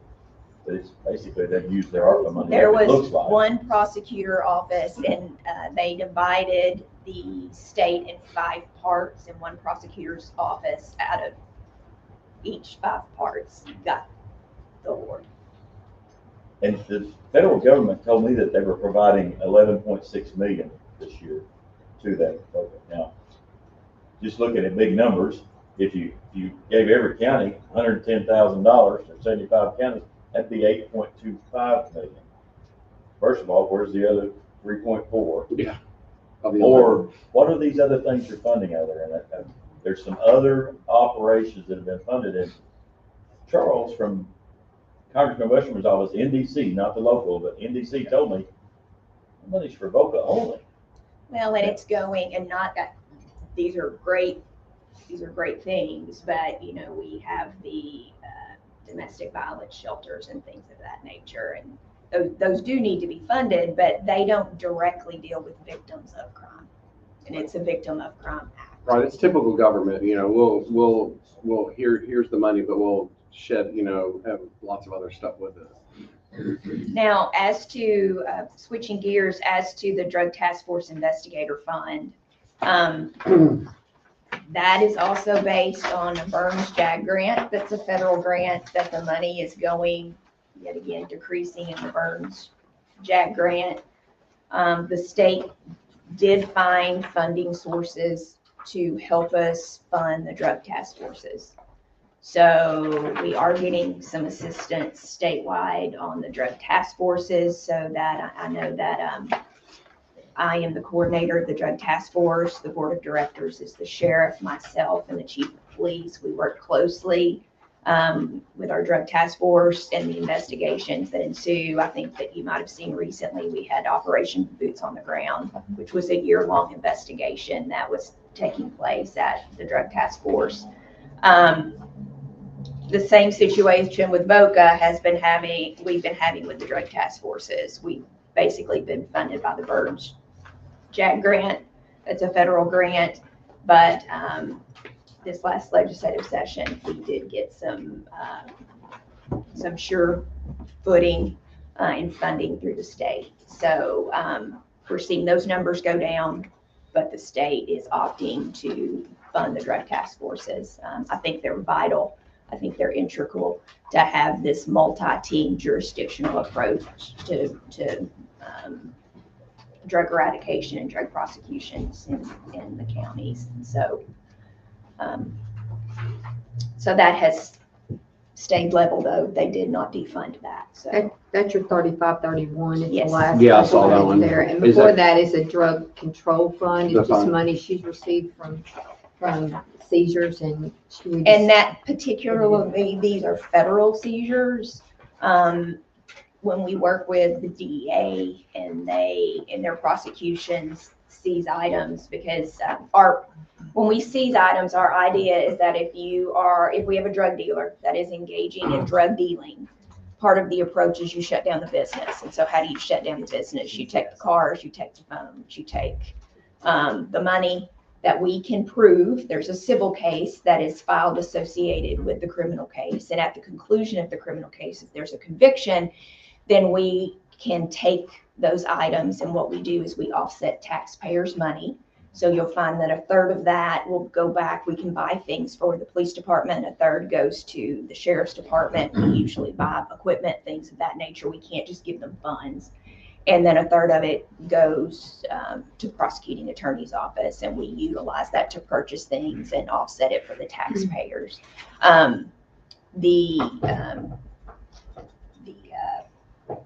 What was the line item on what we were talking about? talking about drug task force. Yes. We just put it all in miscellaneous law enforcement. Now, this number could But change. this is specifically from, or a portion of forfeitures that are done by the DEA. So as part of our partnership, they give us monies. I think we purchased a copier. We got out of a lease for a copier we had. We purchased a copier. So we're trying to use that for our office to offset money that we come to the Quorum Court and we ask the taxpayers for. The forfeitures that we have at the Drug Task Force, Miss Diane's here. She's my fiscal officer, and she maintains everything out there, and that's where we hold all of that. That money is audited, just like anything with the county is audited. We're audited every year. So, but that is our theory as law enforcement officers about forfeitures, is that we try to break down the business so that when these individuals are sent to prison and they get back out, it takes a little bit to get back on their feet if you don't have money, if you don't have a vehicle, things of that nature. So that's our approach and why we do that. But we try to take those monies and then offset it so that taxpayers don't have to pay for it. Make a motion to accept the drug control fund and DTF investigation grant. I'll second it. A motion from Justice Brown, second from Justice Anderson. All in favor? Aye. So this office, as well as the other offices in Garland County, are aggressively pursuing grants. You've heard the grants a lot, we've got tons for it. We've got software for it. Laney Martin over there is our grants person, as well as assuming several other roles in her. She's got many hats that she wears, but, I'm thankful for the grant hat she wears, so when she walks me through that, makes it easy. We are very aggressively pursuing every grant we come in contact with, and they've been fruitful. You know, we've got several grants that have been fruitful. Right now, we're struggling because the federal government is shut down, and so some of the things that we're seeing that should be coming through are not. But overall, it's been very fruitful with the grants. We've received a grant for some HVAC stuff here. We got a grant for the Southwest Trail. We've applied for several grants. We apply for HPP each year to assist us with work in the courthouse. And we've been very lucky that 2 of the past 3 years, we did receive funding from HPP on the courthouse. And we look to apply again in the coming year for redoing the flooring and the ceiling on the first floor after we're well into the plumbing now, and it's starting to get to the exciting point. And when the weather gets really cold, that's when you'll see the portable toilets show up outside. That's kind of where we're at. But we're going to preserve the first floor bathrooms as long as we can, but once it gets down to them, that whole floor will be shut down with restrooms, and so you'll probably see some. But there's 2 bathrooms in the women's down there now, and it's been one for. Yeah, yeah, we've got new fixtures put in, and we've got everything's fastened now, it's not flopping around. We're struggling with tile for the flooring on the first floor, because I want to make sure that it matches whatever we get for the floor next year. And they're 12 weeks out on delivery, so we're trying to find an alternate, because we can't wait 12 weeks. We want to get this project done, and so far they have not bothered anybody. I mean, we've been able to keep operations going while they install all new fixtures, and we've actually got commodes that flush now. We had several of them shut down. But just keep in mind as we go through the day to look at items where we can cut back enough to try to fully fund it, if not get close. Well, and to also advise, we have a good working relationship with our federal partners with the United States District Attorney's Office. So I'm handling most of the drug trafficking and cases like that directly in my office. We are working with our federal partners. Like I said, we have a good working relationship. So we actually get the calculators out and the numbers. And if somebody is going to get more time in the federal system for their criminal acts, particularly drug dealing and things of that nature, we let them take those cases so they can actually get more time served. So we're trying to think outside the box as to try to have our federal partners prosecute things if they can get more time on it than we can, to kind of alleviate the numbers and things of that nature. So we're trying to think outside the box creatively as much as we can. So well, we certainly appreciate it. I mean, it shows for keeping the county going and keeping the county clean, for sure. A lot of people take that. Yeah, a lot of people take that part for granted. Well, I appreciate your support for my office, and Judge, thank you for your support. I've got a stellar group of individuals that work for me. So, and they don't do it just for the paycheck. They do it. They do not. They do not. They do it because it's a calling. So thank y'all for being supportive of them in my office. Absolutely. Thank you. Thank you. Okay. I think you were the longest one in the chair. I'm sorry. She's an attorney, though. She knows A lot of how to information talk. to share. Well, I like to educate because a lot of people don't know that. So thank you all. Thank you. Where are we going next, Susan? We'll keep working on it, Michelle. Yep. Keep working on it.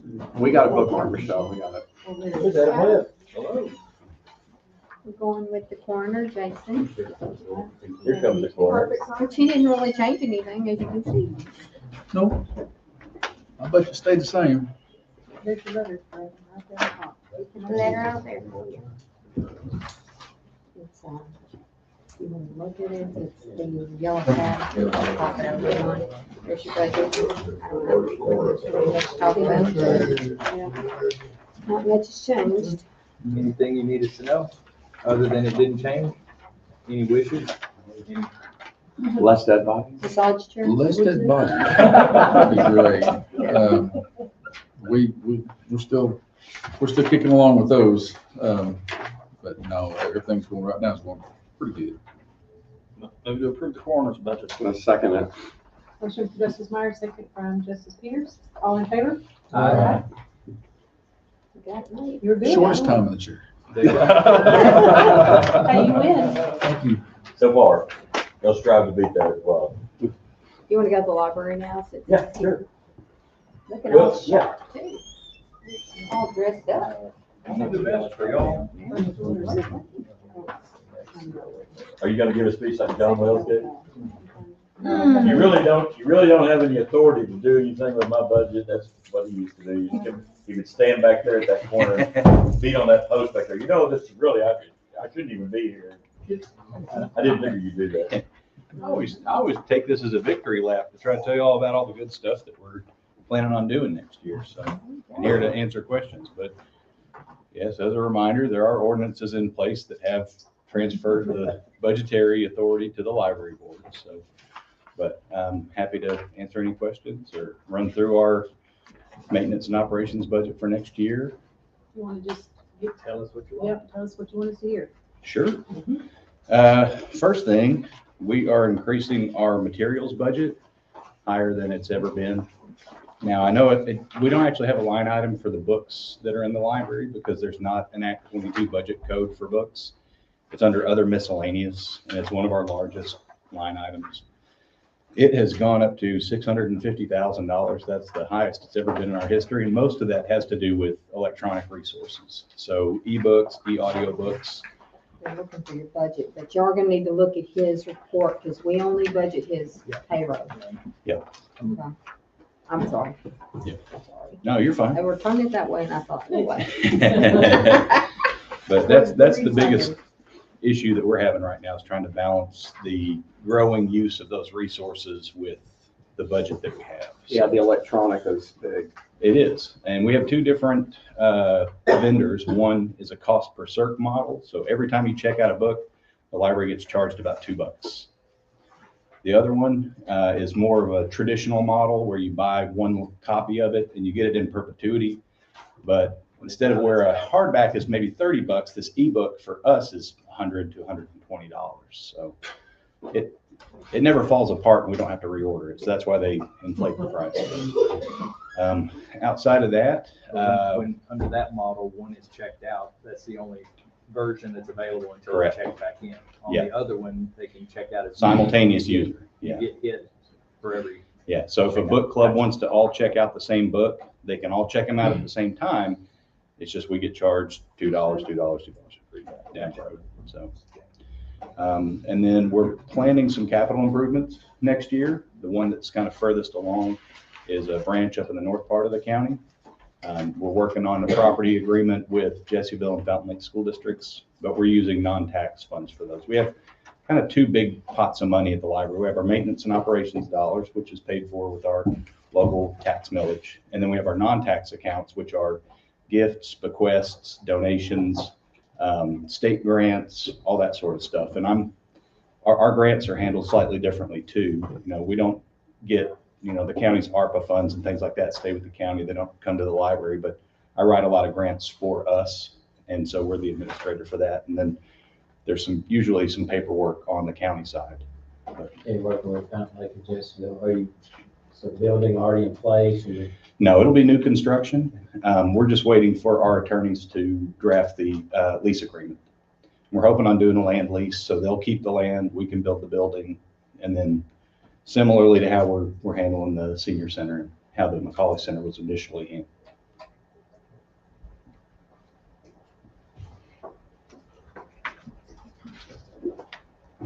Move to approve the library budget. Motion Justice Myers, second by Justice Anderson. All in favor? Aye. Any opposed? Good job. Thanks, y'all. Thank you. Thank you, sir. I didn't get the record for shortest. I like to crow a little bit. Thank you for always helping us with the live streaming and of course, our cataloging the videos from there. Priority number one, to disseminate information to the citizens of Garland County. So this is part of that. So we appreciate it very Thank you. much. And we don't get the opportunity to thank you here enough. Yes, sir. Hey, Susan, you wanna do the veterans? Mark's not gonna be here. I can. So the veteran service budget, I don't think it's increased any, I think it's the same. We've got Mark Aho is our, VSO, and then we have a part-time. Becky, I can't remember what Becky's last name is. Gilman. And, she's still training a little, but she's doing a fantastic job, and we were fortunate enough to have an applicant this time that was a female. So when we have female veterans come in, we don't have to have one of the HR staff go down and sit in on the interviews. We have someone that can actually take care of that. And it makes the veterans a little more comfortable when they're in with a female rather than a male. But Mark is in training this week, and I told him that I would handle his budget.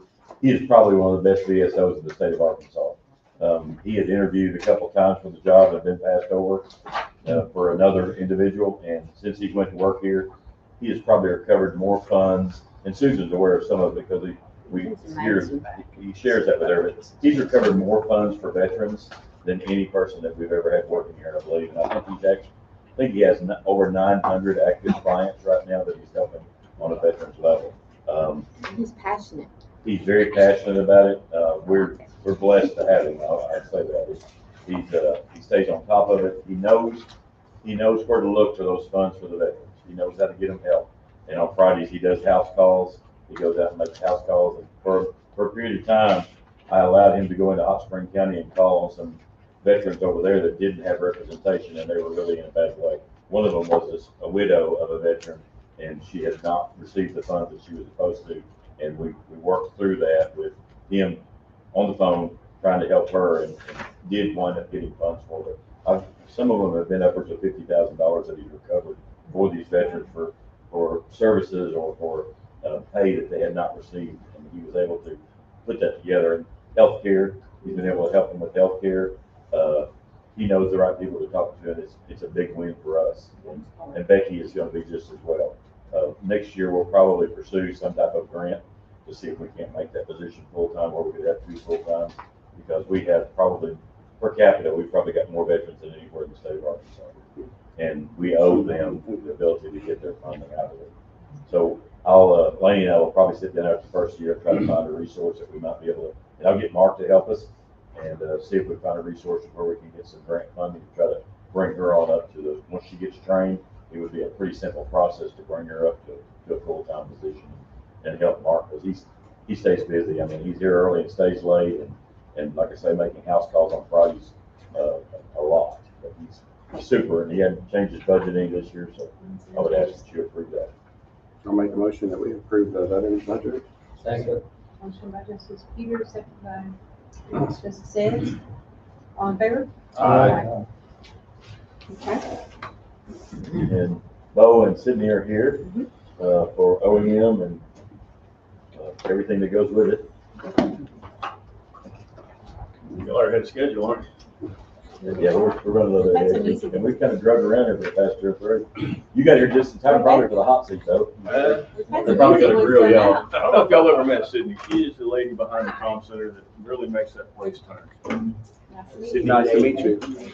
You call me Sydney. Some stuff you want to share with us before we get started? I don't think so. Okay. Do you have anything you want me to share with us before we get started?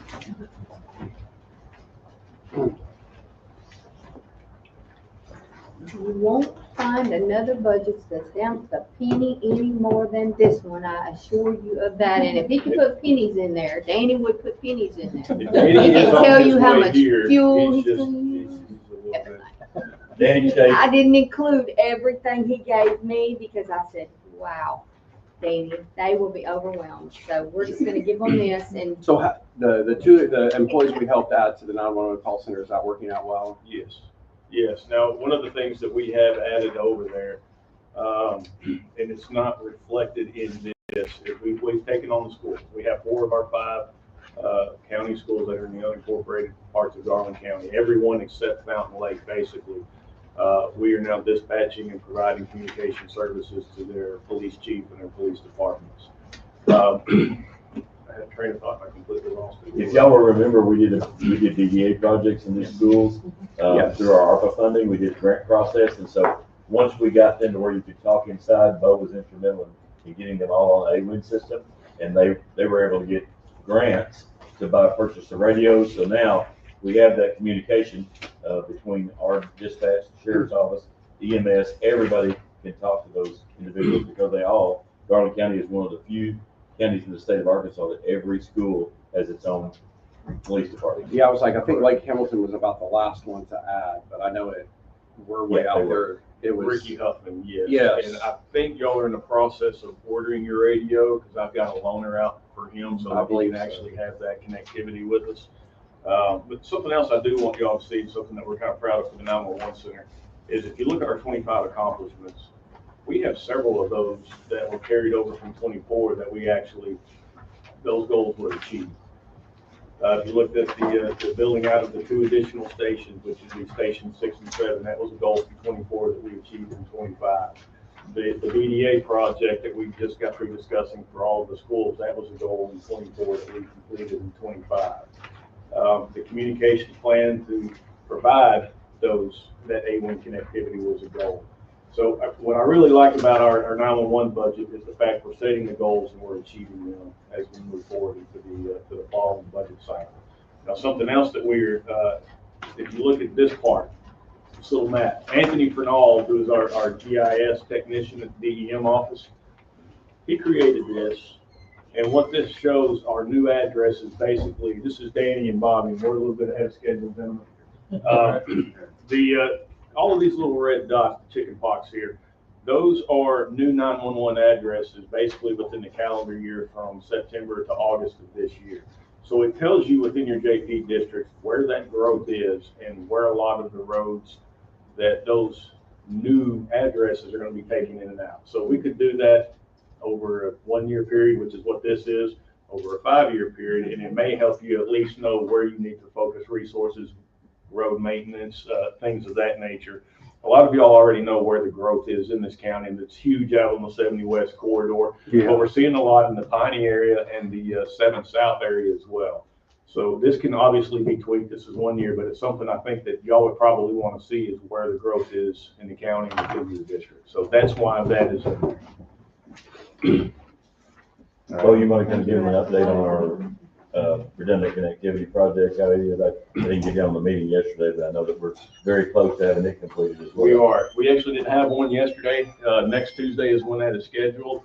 The redundant connectivity project is something that really allows Sydney to not have red X's at our dispatch consoles.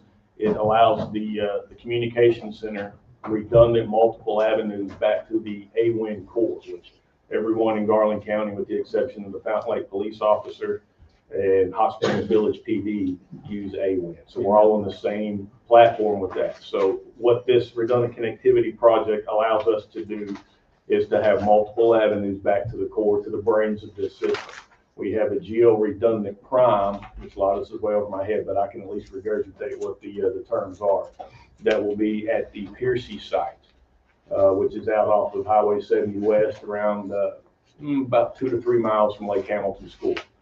This project also connects our 3 tower sites. We have 3 AWIN tower sites, one at Ouachita Pinnacle. If you're ever on Lake Ouachita and you look due north, you can actually see these sites, or that site. We have one at Blowout, which is off Walnut Valley. And we have the other one at Piercy, which is, like I said, just outside of Lake Hamilton School. What this does is it connects those 3 sites together. They are already a simulcast system. Those 3 sites look like one in the eyes of the communications world. But with those being now connected independently, they look like a duck's foot, if you will. Ouachita Pinnacle being at the very far north end of the county, it will now connect to a site in Saline County at Lake Winona, which gives us the north access into the brains of the AWIN system. At dispatch, if y'all look whenever y'all will leave, you'll see a big old white tower up there, white dish. It's a 6-foot dish. That is going to be the connectivity from dispatch to Jack Mountain, which is in Hot Springs County, and that gives us the access through the south zone into the brains of the system. The geo-redundant prime is also a fiber connected system, so we have that avenue as well. So really, the benefit with this is that they don't go into the red X's where they lose their connectivity to the system, And because of the bridges that we have already built in the server room and the redundant connectivity with the backup radios that we have, we should not lose any connectivity to our first responders in the field. We should not, but we have taken some very lengthy and in-depth process steps to keep that from happening. And that's been probably 2 to 3 years that we've been working on this. The school project, that was 3 years last month that I've started. We're finally coming to the end of that. And like I said, we're dispatching everyone except Fountain Lake School. It's a big process to try to, first of all, you have to go and make sure the towers will support the additional resources that you're putting on them, which is the 2 big 6-foot dishes went on each one of them, and they're like a sail on a ship. And so they had to come in and check all of those. And Garland County, we didn't have to do any work to any of our towers that we have here. They all passed the test. The one in Lake Winona, they had to do some changes on some breaking on the bottom. They've got that completed, and they're in the process of installing that last microwave there. And so we're very close to having that, I think, second week of November. I think that's probably when that next cutover is going to be, is sometime in November. Now, that's gotten pushed back because the crews had to come back, and with a microwave dish, it's line of sight. And we're looking miles and miles and miles, but they've had to just tweak the line of sight of some of these dishes, and it's pushed our cutover from September to now to November, which, you know, I'd rather it be done right the first time than try to force it, and then we have to go back and fix some things that really kind of impacts the job that she does. Another thing that I would like for y'all to be aware of is whenever we began our new EMS service July 1, we have to build every single medical call now within the communications center. And we've done that now for 2.5 months, almost 3 months. And the average per month that we are getting for medical calls is about 470 calls per month. And that's pretty substantial. That's 911 calls, that's building it. We have to build that 911 call. We then transfer that to Pafford, and as soon as that information is built into our system and it's sent through FR 911 to their dispatch, the trucks roll. So that is significant. The month of July, I remember going to the Quorum court meetings and talking about the overtime report, the revenue report, that actually tweaked up in the month of July. And it really shown, we saw it in 911, the number of calls for service. We were very, very busy. July was a 4-letter word for us this year. It was significant. But 470 roughly calls per month for medical is what we're averaging. Now, I do expect that to trend down as we go into the slower months, you know, of winter and fall. But summer was very busy here. And I believe they are expected to get some new software the first quarter of next year that will help us with that. It's just been a transition, and to reference that EMS provider, I think the last time we looked, their average call, priority 1 call, anywhere in the county was 13 minutes and 32 seconds, which is astounding. They've got an ambulance that is positioned at Fountain Lake School. Correct. They actually have a site there. It was their old, used to be their health clinic back there behind Sonic. They've got an ambulance that's 24/7 there. They've got one at a facility that's, when you turn on Amity Road, it's in the 100 block there, the facility on the right. They've got an ambulance there. They've got 2 at Bo's place. Staffed 1. But they have 2 They've got 1 out at 70 West at the fire department. And I can tell you, I've got probably 10 calls from individuals out there that are happy to see that truck there. And if you look at our response times out there, they're amazing. Yeah. And they've got 1 on Chad Drive at the Morning Star Fire Department out there. So we kind of position them all over the county, and it's showing in our response times. And they've significantly changed. I think the first month it was like 1440 for an average time. It dropped to 1390. This 3rd month that they were here, it was down to 1332 on average time probably. And that includes anywhere in the county. That's Buckville and everywhere. And so when you look at that average, that's pretty impressive to know that we're getting services there that rapidly. And we're 2.5, 3 months in. That was July 1 to October 22 now. So really, they're just getting settled in. They've really just now gotten in their homes, their buildings, if you will, within the last 2 to 3 weeks. I think they actually got the Amity Road one done. They've been in our building now since day 1. They have also invested in the old Bear State Bank across from Smoking and Style. That's going to be one of their, that's going to be more of their headquarters. It is, it's gonna be administrative offices there and their HR department will be in there. But Is that largely due to Pafford as a company wanting to be able to do that and provide that? Provide. At all the additional sites and? Yeah, but strategically is, Probably part of we our- looked at ways Yeah. that they can travel north, south, east, and west, the easiest. So Fountain Lake School, we were very fortunate that Superintendent Landry and Fountain Lake were very willing to work with Pafford to put a spot there. That's at the roundabout. They can hit 7 north. I believe it's 16 minutes driving the speed limit from their station to Jesseville School. In a truck. Believe me, we checked it all. We checked everything. I want to be in that car. And now at my office, they could hit Mountain Pine Road to Mountain Pine, Strawberry, or Albert Pike West of the detention center. The 70 West Fire Station, I mean, like I said, we get a lot of calls on that. That truck is seen, but it's a mile, 1.1 mile, I believe, from Lake Hamilton School. It's sunshine. You could hit north and come back out at 227 or if you're Albert Pike if you wanted to. So what we really tried to look at were strategic locations where they could get where they needed to go the easiest. And like I said, with Fountain Lake, we were just very fortunate that they were willing to work with us. 70 West also willing to let them come in and be a roommate, so to speak, in their station. Same thing with Morningstar Fire Department on Chad Street. How many calls do you think we get out of per week at Standish Terrace? Yeah. It's a mile from that. So I mean, we just try to put them where we knew they were going to have call volume and where they'd be able to go north, south, east, or west very easily. Nice. And 13-minute response time, I think, in the county is kind of proving their determination to do that. So, I've spoken enough, y'all. I move that we approve the Office of Emergency Management budget to start out. We have a lot of pages. I want to make sure I don't miss anything. That's the first one. I'll second that.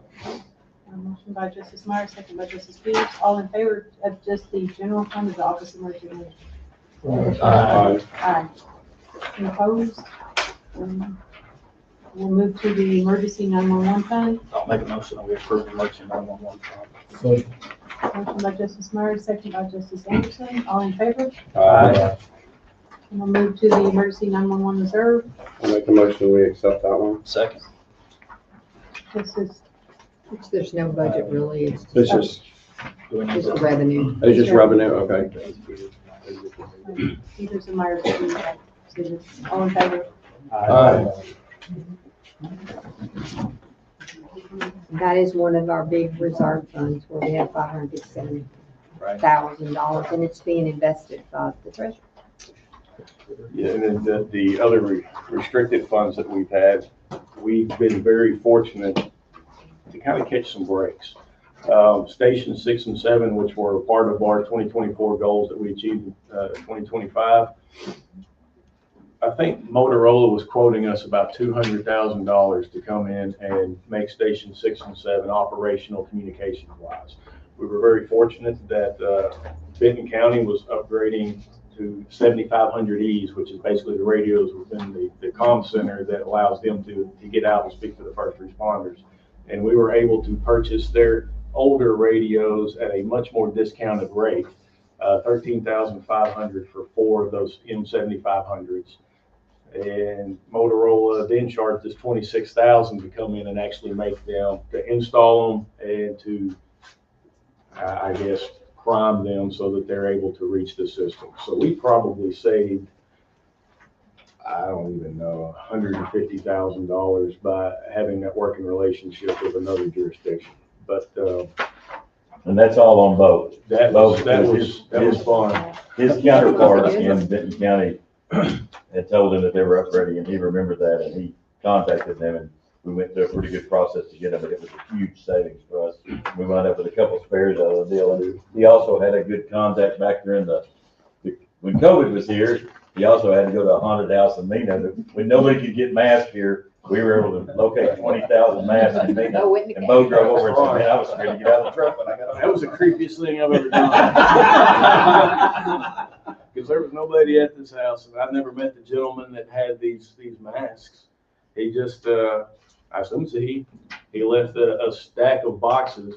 What was it, 5,000, I believe, masks that I had to go pick up. Nobody else had any. And there was 5,000 in there with, I believe it was 1099 sitting on it for you, Susan, and never saw the guy, never met him. So this is all. It was something. Due to resources that our partners have. You know, I mean, it's huge when you have those resources and you work with the other departments across the state of Arkansas, because they have something you need sometimes. The same with the landfill, the road department, all of them try to work with others to get a resource we need. So it's a good working relationship, and it's paid off big time for us. Sounds like a dark Dan, web. you got anything you want to add? I think you were on the dark web for that one. You weren't here for the kudos that we gave you, Daniel, with the to the penny. All of these sheets that you see in our budget, this is the makings of Danny Chase. And I think a lot of other departments have kind of taken that and borrowed it as well, but Yeah, down to the penny. Yeah. Danny is one of the most thorough individuals. If I miss something, Danny finds it, and I'm thankful he does. But he is very good at the addressing, and he covers all the bases. I know when I get the information back from him, it's good. And Bobby King back there, he's retired from LifeNet. He's a paramedic on site out there if somebody has a heart attack and needs him. But he's able to program our radios. I mean, he's a huge resource for us to have employed in Garland County, because he can do so many other things for us, which saves us in turn funding. Of course, the other side of that would be Anthony and Heston, who's our floodplain administrator for Garland County. And of course, Anthony's the one that created this map for y'all at the beginning, so you kind of see where the growth is. And that's a lot of chicken pox for 1 year. That's significant. That's not somebody coming in, and Danny, please throw a rock at me if I get this wrong. That's not someone coming in and buying your house that's already there with an established 911 address. This is new construction, new 911 addresses. That could be a new house, or it could be an RV park that has multiple 101 Main Street A or 101 Main Street B. But this is growth. And between the 2010 and 2020 census, Garland County was one of 13 counties that showed a positive growth rate of the 75 counties in the state of Arkansas. Ours was 4.6%. The smallest of those 13 was an additional 2 people over 10 years. So, I mean, it goes from very small to the northwest corridor we know is significant with 25% growth rate. But ours was 4.6. And with 100,000 people, that's not bad, but we're trending in the right direction. And that's one of the kudos I want to give to Anthony, is that he's able to put this on paper and let us see where that growth is trending in our county. Definitely benefit. Thank you, Danny. Yeah, it'd be nice to follow that as well, you know, now that you have that, and just follow the growth. It kind of lets you know where you need to move your resources, where you need to invest, so to speak.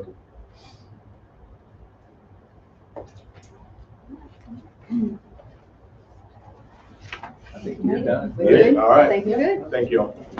Thank y'all very much. Thank Cindy didn't get to talk, and she's actually the most intelligent one of all. That's probably why she didn't talk.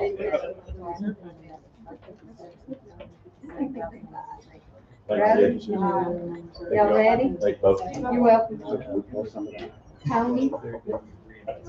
Oh, Tony. Thank you, Danny. Good job, Danny. Good job. Thanks, Danny. Thank you.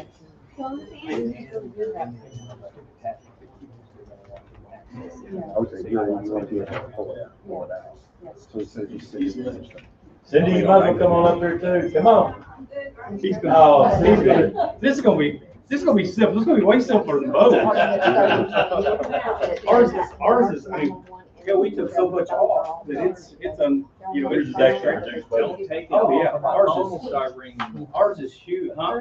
Don't take too much off, my phone will start ringing. Oh, this is just equipment. This is just Oh, money okay. stuff. I mean, we've got potholes, people. We've done covered up so many potholes. They just keep wanting and wanting and wanting. And they see it, you know, they see it on this, and now they're calling. We're actually doing Long Island. They want their driveways paved. They want their private boat ramps paved. They want all yeah. There's the one you're going to call for that right there. No. And I tell them I've done took so much off of him, or tried to, because I've told Dana and Cindy both. I said, just write a note and I'll call them back. I said, I was up in Daryl's office. I didn't get a place to talk to him. I said, I was up there for about 20 minutes and his phone rang 10 times, and I'm just don't even send no more stuff up to me. I'll take care of it, and if I can't take care of it, like the raccoon dude, then I send them to you. You know. I didn't take care of the raccoon dude either. No, Diamond Drive, no, he called me the other day, he called me, he did, he said, I said, he wanted to know about the pipe stuff, and I was like, I'll just send it to you. He said, you don't know my address. I said, I'll send it to your mom and dad down in Texas. That's what I told him. That's who takes care of it. He said, And they flat told us, yeah, they that'll send be him up there fine. to He get him said, away from them. yeah, he said, I fend for my life from y'all. And I'm like, man, I'm scared of you. Yeah. I really am. I don't want to know where you are. I am scared of this guy. He's weird. He's very strange. He's a different kind of guy. I went out there to meet with him, and I took somebody with him. We always Took try to Eddie? take somebody with us. Took Eddie out there, and we pulled up, and when I looked over and saw him sitting in his yard, I thought this is gonna be interesting. He was sitting in a chair in his front yard, just across the ditch, with a GoPro camera set up, with a kilt on.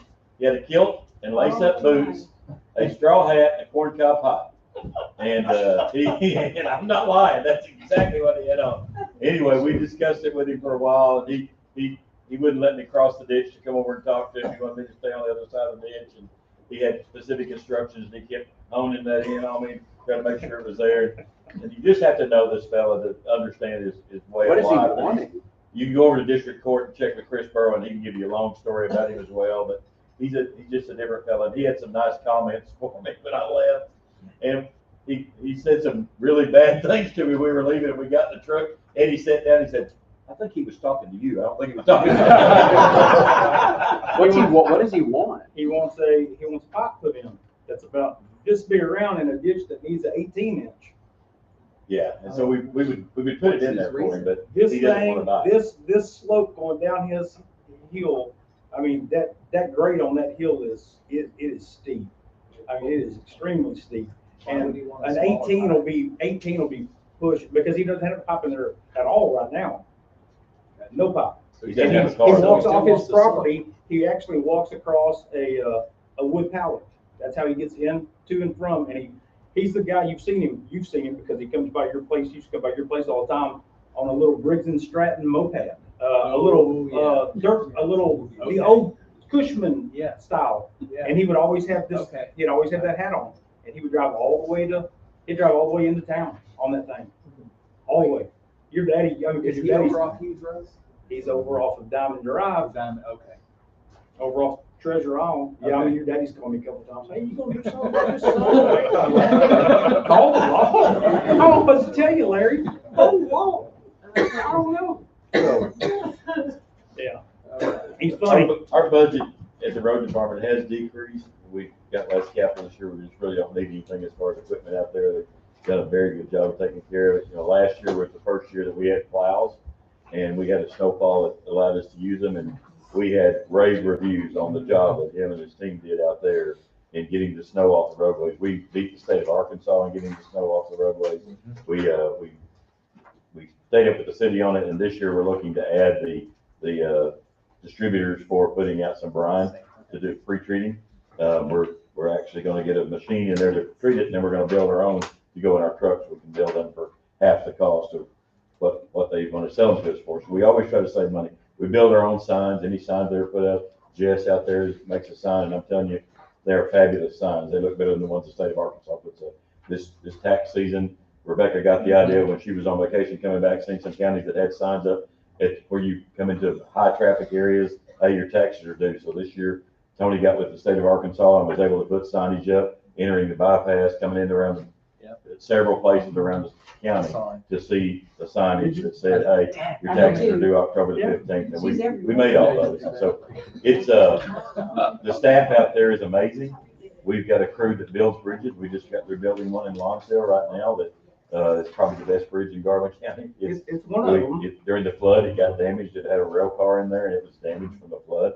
And so we went out there and we built a bridge out there, and it will be there when the rest of them are gone. But the people out there are very thankful. For the first time since inception, we can actually take a fire truck across that bridge now to get to the people that are close to Garland County and on the Slim County side. That fire department out there, the Lonsdale Fire Department Services. During the flood, these guys were on top of absolutely everything. Snow, we recovered very quickly from, we're not going to be able to get to the last road in Buckville, the same day. But everything else, we get the major thoroughfares the same day. And we're blessed to have them. They take very good care of our equipment. We don't have anybody out there that doesn't. We've tried to incorporate everything we can think about to be a standalone entity where we don't have to help. Although the city is very good about working with us on everything, and we try to return the favor. If there's something that we've got a truck closer to, or it's kind of segregated from the rest of their roadways, we take care of them. We try to get the snow off of those. Our paving program got slowed a little bit this summer because we had to use our paving contractor to help us with the damage from the flood. And it's taken us about 6 months to get our feet back under us from the flooding. And it will take us probably 5 years to get some of the funding back from the flooding. I know that at least the bridge on Cedar Glades, that was an amazing turnaround. 3 months and 5 days from the day it fell to the day there was traffic back on it. You don't get that anywhere. And that was including the engineering, the core sampling, and absolutely everything that goes with it. And I tip my hat to Mobley Construction for doing it. We had several. Engineering took honestly, I think it was almost a month. Yeah. For just the engineering itself. Origin Engineering did that for us, and they were incorporated into Mobley's bill. They took care of absolutely everything. And we met with some individuals out there from another company initially, and they had a lot of questions, and they looked like they were trying to find reasons they couldn't do it. They couldn't get their equipment in. We took care of that. I reached out to a friend of mine that's in the heavy office and said, hey, you haven't dropped the trailer down there on Central, and we'll take it in from there. Well, then they didn't want to use that excuse anymore. But anyway, they just really didn't want to do it. And the last phone call I had with them, they were wanting us to take the slabs off. We don't have the ability to take the slabs off. So I reached out to Molly. They came down here. They met us out there at like 7 o'clock on one morning, and I was on the way out there, and Tony called and said, you might as well not come out here. They're already done. I said, what do you mean? He said, they already figured out what they're going to do. They had a gentleman that was 72 years old, I believe, that's worked for the company for about 40 years. And he came out there and already knew exactly what to do. They had seen those slabs before in that precast. They knew what they were. They knew where to get some more if we needed more. They knew how the bridge was put together. They knew how to take it apart. And 2 weeks later, that bridge was apart, and they were doing testing out there and engineering and doing core sampling. We put it back, and it was a $1.4 million project. But if we had not had that 5/8 tax that we've been using for roads and bridges, we would have had to wait on that bridge. We had to either rob from someplace else or wait on the bridge. And so I never knew how much that bridge was used until it fell. And I can tell you that it is. Same here. Yes. And the landfill was the one that suffered the most from it because of the traffic there. We had to pick up our patrols in the area and our bulky waste trucks because they were throwing trash out everywhere else.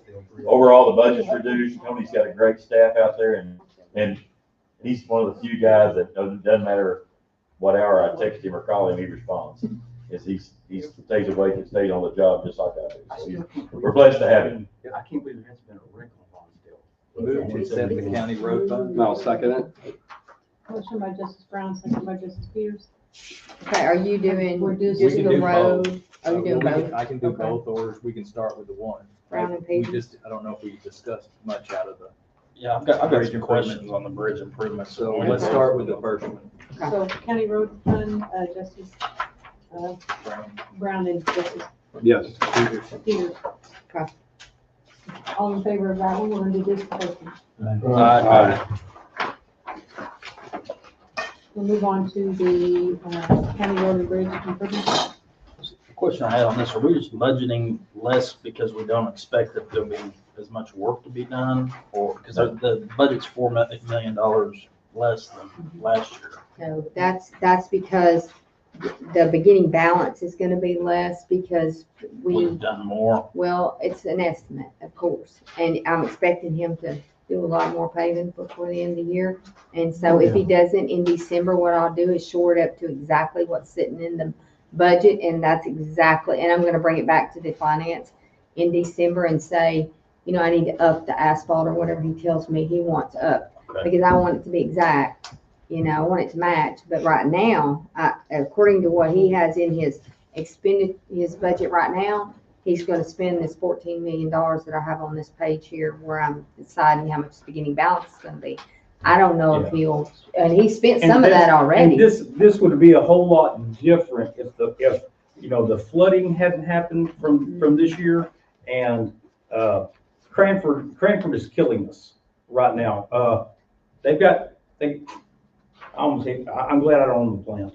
I'd fire them. They've got it shut down today. They got Jones Mill shut down today and tomorrow because of the weather forecast, because of the rain. So they got 60 trucks sitting down at Westinghouse trying to get loaded out of a 2-silo plant, and they won't even fill the silos up. So they're actually filling up just the trucks as they come in. So, I mean, what time is it, 10:30?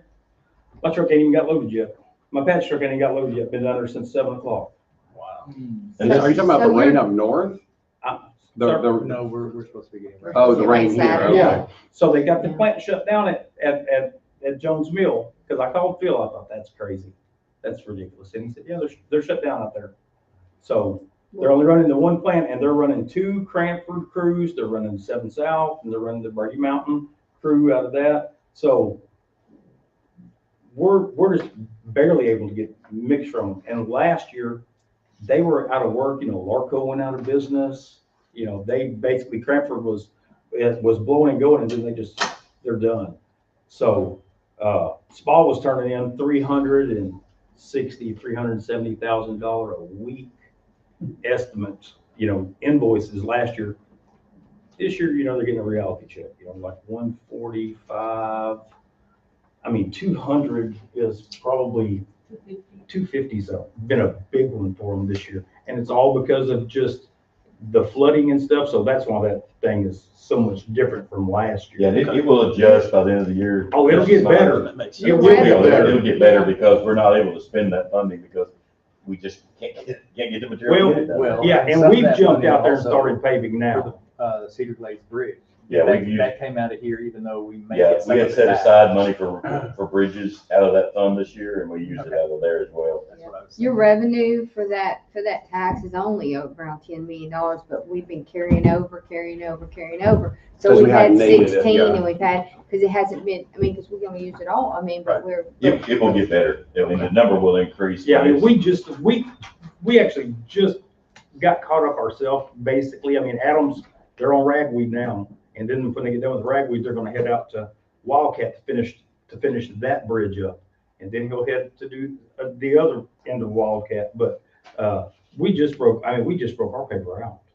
So, and we'll pave sometimes. And it's a lot for us because I don't have a big crew. It's just, I'm on the asphalt crew when we're paving, and then 5 other guys. So plus the trucks. Our trucks. So I shut down some operations so we can pave and we'll pave somewhere between $50,000 and $80,000 a week when we're paving. So we're a little bit behind Spa, but I can't blow and go like them. They got the money to buy trucks. We've got 2 contractors working in the county right now. One our low bidding contractor, then one we have a partnership with Game and Fish on Brady Mountain Road. They put in $500,000, which is actually nobody else in the state gets that. Normally they get about $300,000, and we've been blessed enough. We've got a great relationship with Mike Walker and Terry Cheek that doles that money out. And they gave us $500,000 towards Brady. We replaced all the low water crossings with culverts, and now we're doing an overlay from where that meets the federal part I guess where you go down to the houseboats. We're going to start right there and come all the way out to the cutoff road. So we're getting a shimming 2-inch overlay, gravel on the shoulders. All Brady Mountain will be done by probably end of November, depending on the weather. Yep.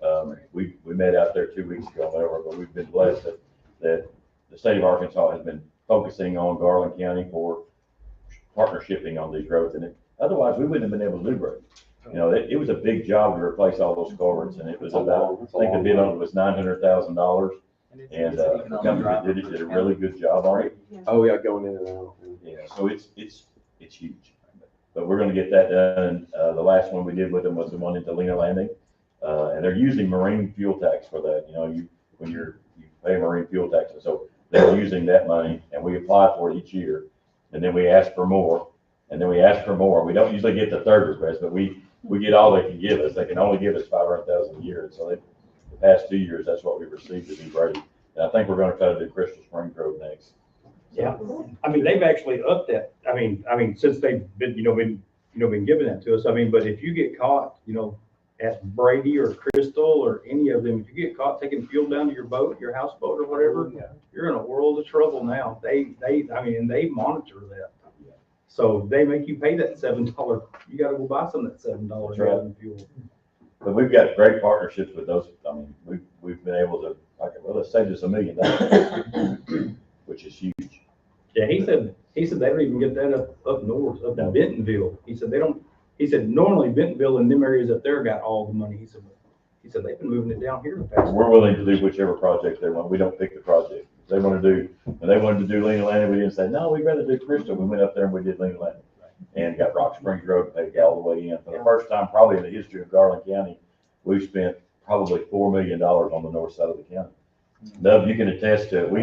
We haven't done enough, obviously. You know, it was funny. We paved 11 miles of Beauty Circle. We paved the whole thing, and Dub said, that's not gonna be enough. They're gonna want something else. It wasn't 2 weeks, and the guy called me and said, hey, never said thank you for paving Beauty or anything. Said, hey, then we get some gravel up here. My driveway's a little steep coming out some gravel. No, we're not bringing any gravel. We paved the whole road, man. Come on, we spent $2.5 million up there. But it's back to Tony's point about the funding here for Cranford. The state of Arkansas, RDOT, removed $100 million from this district's funding for the next few years. Hopefully it's just one, but they had ran over on so many projects, and the bypass being one of them. They had ran over on so many projects, they had to put those funds back in there. And so we're Cranford for sure is struggling here. They lost a contractor that had been doing their site work and their stockpile hauling for probably 10 years. They lost that contractor. He just went out of business. He closed his doors. And so they did have 6 crews working. I think Guy told me they were going to go down to 3 or 4, depending on the weather this winter. But it was disastrous for them because they had a lot of RDOT contracts, and it was $100 million that was taken out of there. Now, hopefully it comes back around and they can make it work. But right now it's a struggle because they don't have that many jobs. And really the only time they want to open their plants is if they've got work going on. And so people complain and we're dependent on the weather, and we are dependent on whether you can get material or not. And those two things hamper us more than anything. Yeah, the closest you can get mixed from, if you can't get it from them, is you gotta go all the way down to 530 down to Dixon Road. Or you can cross the river bridge and go over to Rogers Group and get it. But it's, you gotta go through Little Rock, so. And it's not feasible to try to haul it back that far because you don't get a good product because it cools too much. Yeah, you can't do it this time of year for sure. I mean, we couldn't do it. Well, I'll make a motion that we accept the county road and bridge improvement fund. Second. Motion by Justice Peters, second by Justice Myers. All in favor? Aye. Actually, Good job. Thanks, Tony. Absolutely. Y'all have a good day. Thank you, Cindy. Wear your shirt.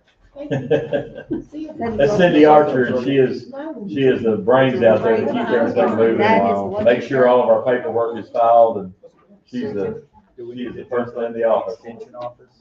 Yeah, why don't we go ahead and do we got the extension here and we got the public defender. They're not gonna either one be here, I'm assuming. I don't know this extension. I haven't talked to I know the public defender's not gonna be here, because they asked me to do theirs. Thanks, Tony. All right, see you soon. Bye. Did you want to go since extensions before public? That's fine. Knock it out. It's up to you. Yeah. Madam Chair, Yeah. it's up to you. we'll go to extension. All right. Susan, you want to be the public defender today? I'll be the public defender. I always want to be the public defender. No, actually, I would never be. Are we the going public public defender. defenders? That's a tough job. Public defender, no change in their budget. That would be the green tab. She didn't make any changes. They don't have any personnel in their budget. There will be some change in their revenue that I didn't make based on what he had told you earlier about the Act 371, I believe. We did adjust to put more money in that area and take it from other areas. So, but it'll be, we'll have to see how it rolls. We'll have to see how it rolls before we make any changes to that. Justice Anderson made a motion, I'll second it. Yeah, I'll make a motion.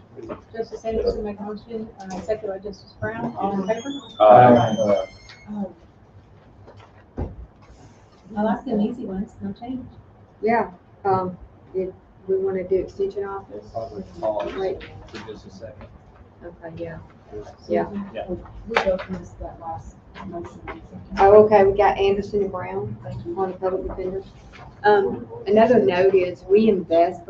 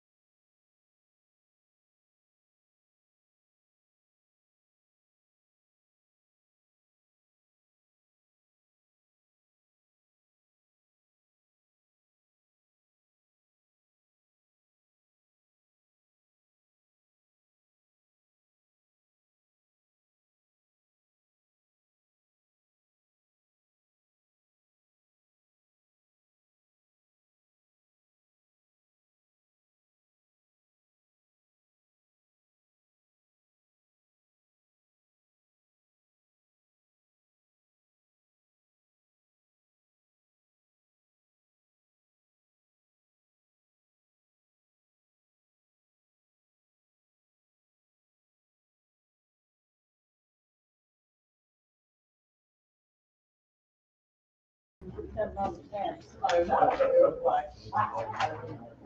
Susan did put a bunch of subtabs in here. Sorry. And actually, I used to put it in line by detention and by patrol, and I did not do that. And I'm sorry. I just put in order by fund because I'm a numbers kind of girl. Sorry. It's all good. Well, I know, but I should have done it. We just have to, just have to take each one at a time. Either that or all of them, like all the funds combined on one sheet in the front of the actual tab. Oh, you want a cheat list sheet. of all of them? Oh, I Yeah. guess. Oh, Yeah, guys, we can do that. Almost like a table of contents of all the That's a funds. I can do that. That's not what this is, but I can do that on front of each one. Did you get that on camera? Hey, if you look in the front of your book, you have this, but that gives you all of them, but I can put it in front of them if you'd like. Oh, that's all the way in the front, okay. Yeah, in the front, you do have kind of a little table of contents. Yeah. And it'll tell you what all we're looking at, because it's gonna be sheriff and then housing, their general fund, and then you're gonna go into your special funds. Kind of like the voting set, yeah. Rental I don't items think for we're gonna be voting. able to do the sheriff's all in one motion. I don't think so either, because I'm still Oh, no. tabbing sheriff. He might like us to do it that way.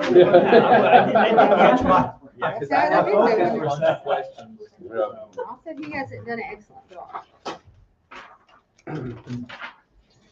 Everybody back, and what we're doing. There you go.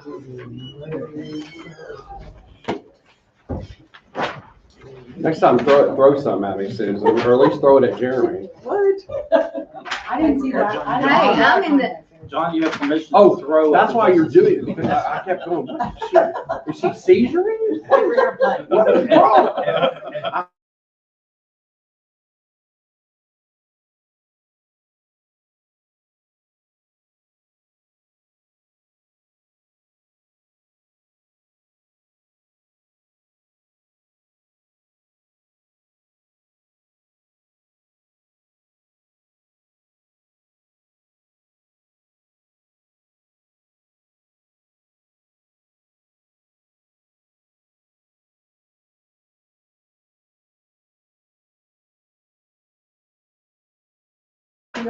You got quite a few taxes, so we'll start off with just your general fund, so. Okay. You want to, looking at purpose, you want to give us any, input that you have on the general fund there? Well, we've worked hard on our budget, and I think we've trimmed everywhere we can. And I think the actual request has decreased on the sheriff's fund overall.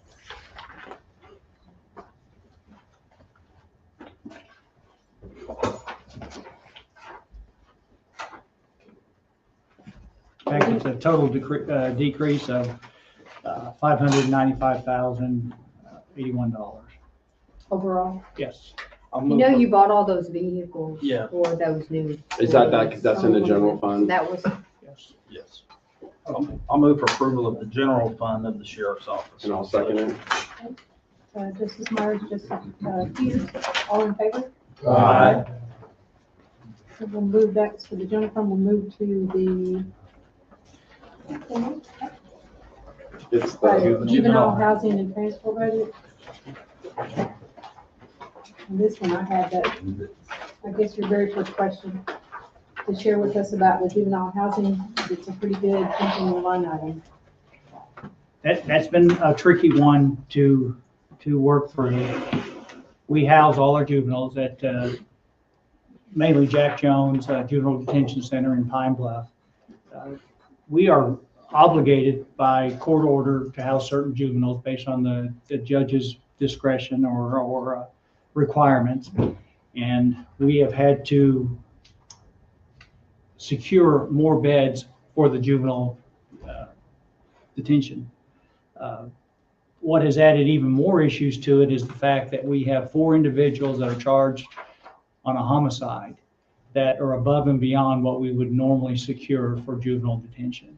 So that will probably be going on for months and months, if not a year, that the county is picking up the expense for that. That was not on the budget last year. So that is included this year. So that is the main reason it's jumped up so high.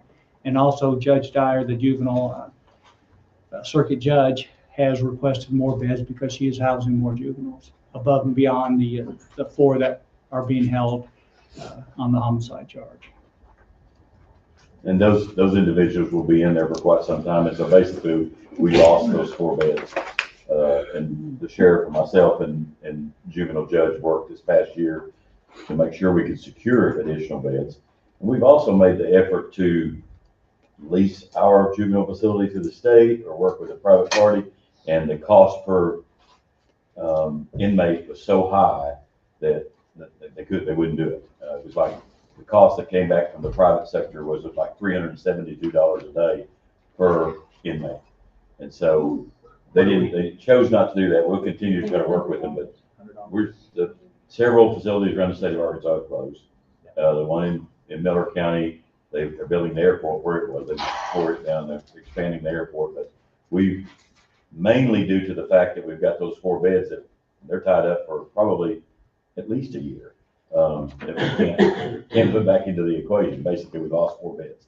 So that was the main reason she needed to do it. And then we had a small run of individuals that she needed to incarcerate. And so we were able to secure additional beds at the same cost. And so that's what we did. And it's a good facility, and it offers the same programs that we offer here at our adult detention for juveniles. So we're able to get that education and to hopefully stop them from coming back in. That's our main goal, is to stop the recidivism of those individuals, because historically, if you read about incarceration of juveniles, it usually leads to worse as an adult. And we try not to do it. I know Judge Dyer tries not to do it, but sometimes you have no choice. We've got some folks out there that have never been, we've got some juveniles out there that have no family. And, even when they're incarcerated, nobody comes to see them. And I'm talking about 15, 16-year-old juveniles, that nobody's ever told them they loved them in their life. They were born for a check. Their families are getting a check for them, and so that was all they were. But it's a terrible situation. We're doing all we can to try to offset and make a difference. We're in the process of launching our peer prevention program that we set money aside for. And CASA is going to do that. Yes, CASA is going to do that. They are already in all the schools with the foster kids program. And so this will just expand their footprint into schools. And so we're trying to take those steps to try to slow that growth that we're seeing in juvenile detention facilities. And I know it's a long process, but if we can just save one, it's well worth it. And there is some good news. There's actually 2 pieces of good news. When we actually operated our own juvenile detention center, and this is going back almost 3 years ago, the budget was $1 million.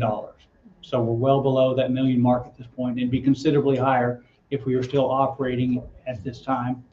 And the second piece of good news is I anticipate these numbers going down. So as the numbers go down, obviously the dollar amount goes down. How many total beds do you have reserved?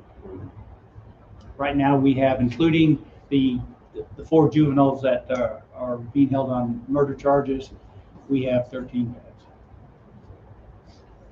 I'll move for approval of the juvenile housing and transport budget. Justice Myers and Justice Anderson, all in favor? Aye. We'll move to the next tab, equalizer fund.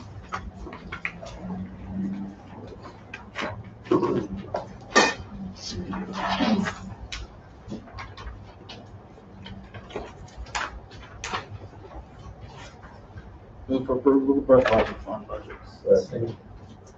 Justice Myers, Justice Hunter, all in favor? Aye.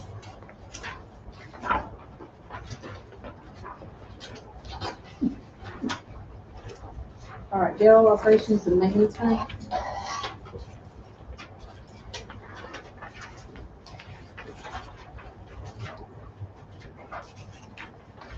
There's a slight increase, and it's all due to contractual increases on aqua controls, which control the mechanics throughout the building, the chiller maintenance, fire alarm monitoring, grease trap cleaning, and stuff like that. It's just normal yearly increases.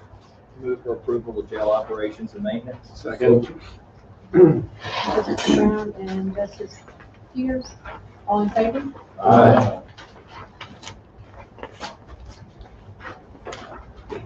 Voting Safety Fund.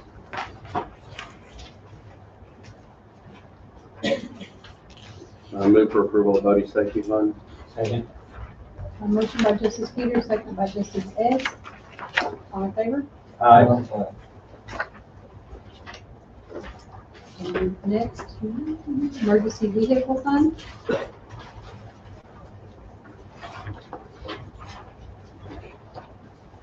Move for approval of emergency vehicle fund budget. Second.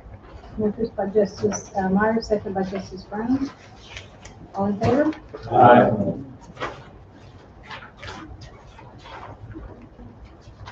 Detention facility operations. Sales tax fund.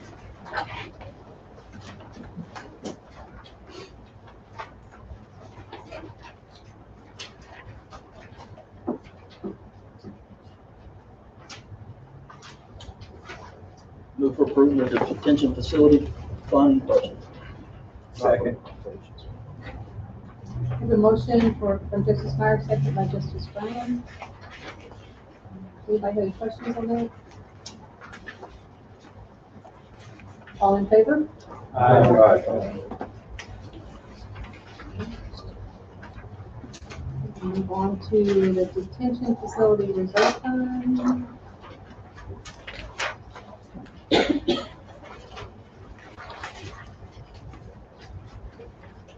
Something y'all need to know about that is the reserve fund, all the money that's in this reserve fund is from interest that has been accumulated for the CDs that have been invested from the detention money that we do the 6-month CDs.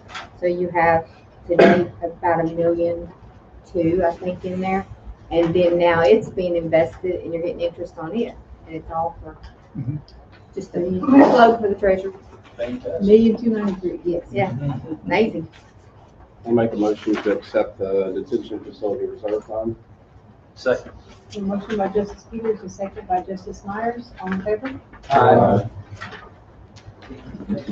Last one, oh, Jared, and this commissary.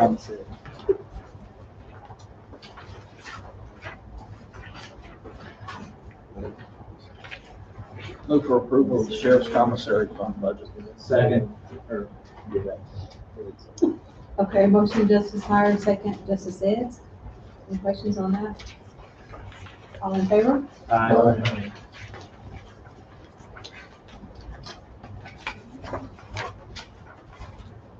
Selective Traffic Enforcement Program grant. Move for approval of the step branch fund. Second.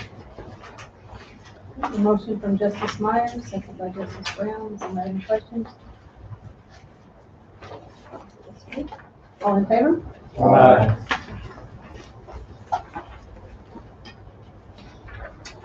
Justice Assistance Grant. Move for approval of justice assistance grant. Second.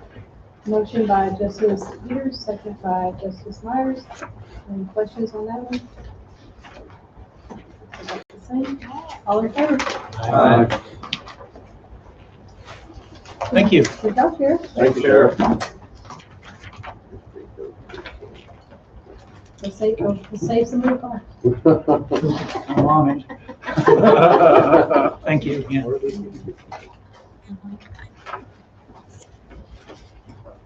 Thank you, Sheriff. Thanks. Extension office, Did we got to the extension office? That'll work. I think that's a white tab, probably like the third white tab. Third like that.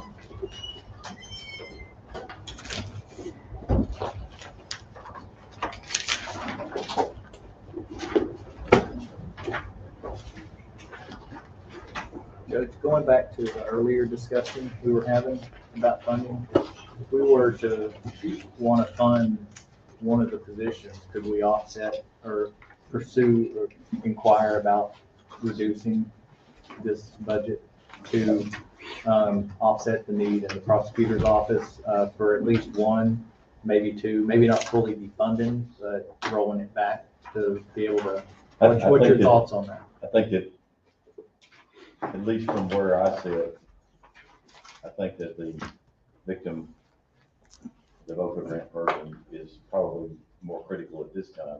We could certainly review it again if we got funding again, but I think that we should try to fund one of them by defunding or reducing the funding for something else.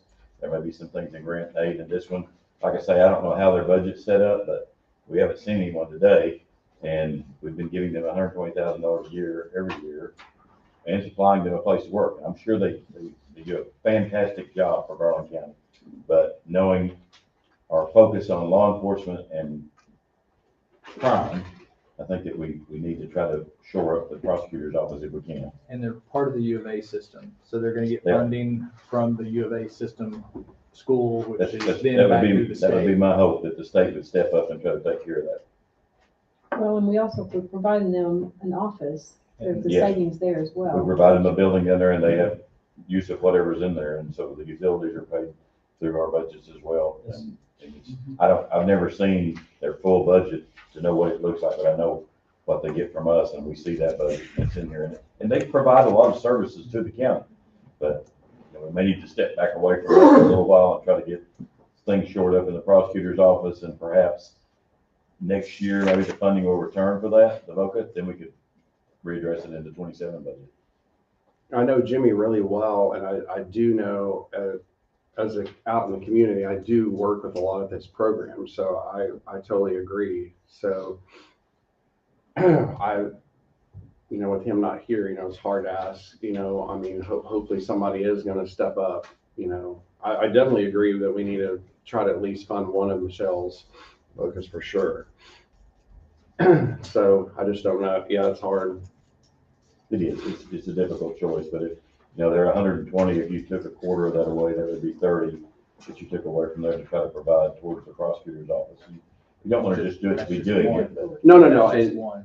Yeah. I don't know how the rest of the committee feels. If there's a place for us to cut it, maybe some from the extension and some from grant and aid, I'd really like to fund both of the positions for Same. Michelle. I was gonna say, I'd like to fund both. Yeah. Why don't we consider rolling the budget back to 30? That gives 90 towards the 110. And then we can look in grants and aid, because in grants and aid, there's not a lot to dial back from. There's Yeah. more to dial back from here. The state of Arkansas should be able to pick up and help offset the extension office. And we can revisit that if more funding comes available, like the funding comes back to the positions, we could look at raising that. But I just don't want to see the prosecutor's office, based on the stats and the numbers that she was putting forward. I do not want to see that office struggle. So you're talking about keeping both positions back? Taking some from here and then some from grants and aid. Is there any other place that you can think of that it could come from? Just in grant and aid is really the only other place. The other budgets are pretty thin. Yeah, I noticed that. Susan, do you have any input in that? I think that's an awful lot to take from the extension office, but that's up to you. When you said 9, I don't know where else They have- to. That's pretty, I mean, well, That's I'm steep. kind of with that too, it's a little steep. I would make a suggestion that we try to fund one position out of cutting this year. And if we don't receive it, grant next year, then we look at it again, or we review it the first quarter. Once we set that budget, though, they set their budgets off of it. So I would make the suggestion that we reduce by 30 and leave them 90. Okay. And then look in grants and aids for the rest. Finish of up it. the 50. Try to initially fund one position in the prosecutor's office, and I will keep working to try to get the legislation passed at the federal level to where we might get that funding back. And we can certainly go back and revisit these. Next year, if we need to expand this budget and take back, if we get funding from somewhere else, it's certainly something we do. But I just know that the prosecutor's office struggles, and we've had more in-session court days in the past year than we've had since I've been here. It's every day. I'd be more in favor of what Justice Brown's leaning towards, maybe not 90, maybe not 30, maybe meet in the middle and cut 60, and I'd fund one of the positions right there. I mean, I'm familiar with what the extension office does, but we put what they do ahead of the safety of our citizens. That's It's the question. strictly up to the committee. I support whatever you do, and I know that we need to find that funding somewhere. It's my belief that we need to try to put at least one of those positions back in there. And I would be open to whatever the discussion and pleasure of the committee is. And I'm not set on any one of the three numbers, but I think we need to try to fund both positions if we can find a way. We only laid off one person. We had two She positions, absorbed but she somebody only else. filled one. Oh, okay, okay. So, I The other one mean, required one, multi-language, Okay. and so she hasn't been able to get it filled because we couldn't find a person to fill it that was able to speak several languages.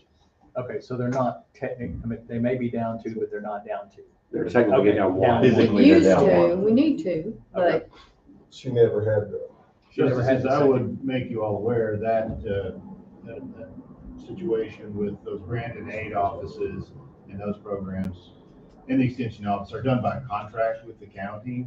So those specific numbers are set out in it. However, they're subject to appropriation. So you have the authority to appropriate as you see fit, and we just amend the agreement. And it, you know, we don't vote on the final budget till December, so there is a possibility that something will happen between then and November to restore the funding to that at the federal level. The likelihood of that is slim, but, there is that possibility, but it's strictly the pleasure of the committee. We will move forward with whatever you want to do. Then I feel better with the initial, reduction of 30. And then trim the 20 out of and grant and aid. trim the additional 20, 25 out of grant and aid somewhere. I'm more of that because I hate to do, I mean, I agree with y'all, but the extension office, I don't want to cut them like. you wanna go look at Grant Aid and see what you can do I was there gonna before say, you can we make a circle back decision. around to this and look at? Yeah, Grant Aid yeah. Can first? we, let's look at grant and aid and see where we can, since Yeah. we're trying to, okay. Yeah, that one's gonna be the last white tab, And some of those, like John said, are and under they're, contract, so. they're explained, But well, these contracts pursue, dependent upon, appropriation. And most of them are yearly contracts. well, we have This we one have we 3 actually- years. it's, Yeah, that's multi-year, not 3 years. there's 3 years. So I think we're in the third year, I think, We, at least the second. yeah, this, But again, those are all subject to appropriation, so they can be modified to whatever the committee decides to do. So each of these grants and aids are individually lined out. So we're gonna move to grant and aid. on the front page, it'll tell you what they are. But, you know, animal control, we can't do anything with that. District court, you can't really do anything with that. You got the conservation district, which gets $11,500. Community services gets $10,354. Those are both under another year contract, which, like he said, he can change that. Metro Partnership gets $87,500, and they're on a year-to-year, so theirs will expire in December. West Central is on a 3-year contract, and theirs goes to $25,4250 this year. Then we don't really have a contract yet, but I know that y'all are working towards something for the Veterans Memorial and the operation of the senior citizens buildings, $100,000, and then the juvenile program with CASA for $125,000. So here's something we can consider. We can make some cuts here, but I think that we can all rest assured that we're not going to get to operate the senior center next year until maybe the last quarter. So we've got $100,000 in there. We could certainly take some of that funding and move over to try to do one of those positions, and then, provided we get to start operating it, if we left half of that funding in there, then I think that would cover us, and just know that by the end of next year, we have to make arrangements to either do away with that position or fund it. And I'm hoping that we see some relief at the federal level, but we know we just started digging out there. So it's Mike Harrison tells me it's a year to do it, 12 months, and we might get it done in 9 months, but if you left half of that money there, Left extension alone. And we might be able to fund both of them. Well, I was going to ask, both. how does the Metro Partnership, how did we get 87.5 for Metro Partnership? So initially it was 60. I don't remember what it was initially. It's been a while. They had an agreed to amount initially, and then they asked for an increase 2 years ago, I believe it was. I can get you that It was at information on 75. lunch. If you want, I can get that for you at lunch and bring it No, it back. was at 75, and then they asked for an increase. That's really, other than knowing that funding for the senior center, we want to stay committed to that in 27 when it's operational. But I think that the only other place that we can cut, looking at these, the community service, CSO doesn't get much, and they help the needy. Right. Well, the reason why I asked about Metro partnership, I mean, I sit every month and I listen to it, and of course, a lot of us get engaged with what's coming, but what's retained, what is $87,000 bringing the Garland County? I understand. And You that's, know, that's I've had something that we question look- for a while, being sort of new on the Quorum Court, you know, and I never really wanted to question it, because, you know, I always get interested, you know, but, I mean, it is a lot of money. It is. You know, so, I mean, I just wondered how hey, we're gonna charge you $87,000 a year to go out and look for new businesses. Madam Chairman, member of the audience has a Too much question. we increased the budget for the law library, and I'm pretty vague on how much it's used, if the public uses it, if the public defenders defending people, and if lawyers use it in this day and age. So it's, What we don't. they're earning in Right. law fees, But is there money that be? it's set aside by statute. What they're getting is statutorily goes to the law library. And you don't budget that. Law No. library's not We- budgeted. It's not in there. It's not Something come statutory. up in a meeting I, on I understand your point, cost though. of that. It's a valid point, but those funds we're actually, this new legislation changed the way it's funded, but they determine how much you send to each entity, public defender, prosecutor, law library, each of them get part of that, and they can, I think if the language is administration of justice, they can do that out of that fund, but there's a pretty narrow tranche of money that they can spend it for. And it's set aside, part of the fines and fees, part of the funds that come out of these courts are designed to go to that. I think that's antiquated. I think the system is antiquated, but it's the way it's set up. We've moved part of that funding that went to the law library over to the prosecuting attorney and to the general fund out of that ordinance that y'all did just last month, I believe. Isn't that right, Judge? Yes. Last month. Yes, it was in September. Helped And some. did you say Metro was on a year-to-year renewing, so it's a year-to-year, so you're Yes. not disrupting, something that's already Yes. maybe been anticipated if money's drawn from there. Same with the extension office, it's year to year. So if we were gonna, let's see, I'm gonna try. So to when do- was I'm it gonna- 75 and went up to 87? I'd have to go. 2023. Okay, just a couple of years ago. First increase. So if we revert back to trying to fund both the positions, if we took 30 from extension and we took 50. 25 from Metro and we took 55 from The senior center. the senior center, because that's an annual amount and we know it's not gonna be Good ready point. until at least Right. the last half of 26, if Yes. before. Then we could fund both positions. We just have to be aware Right. as a That one of them committee is not filled yet. that we may have to alter that. Right. Because we certainly want to make sure that we Right. make that operate as smoothly as possible. Yes. But I think that's probably as good of a plan as you can get. If that, Susan, is that going to cause you problems? No, not at all. So I'm just throwing it out for discussion. Anyone else that wants It's up to to? y'all, you're the, I think it's a good proposal. so, At least till we figure out if we're gonna get federal funding or not. Yeah, and I'll stay on top of it. I mean, Yeah, So we can add back if we find out Sure.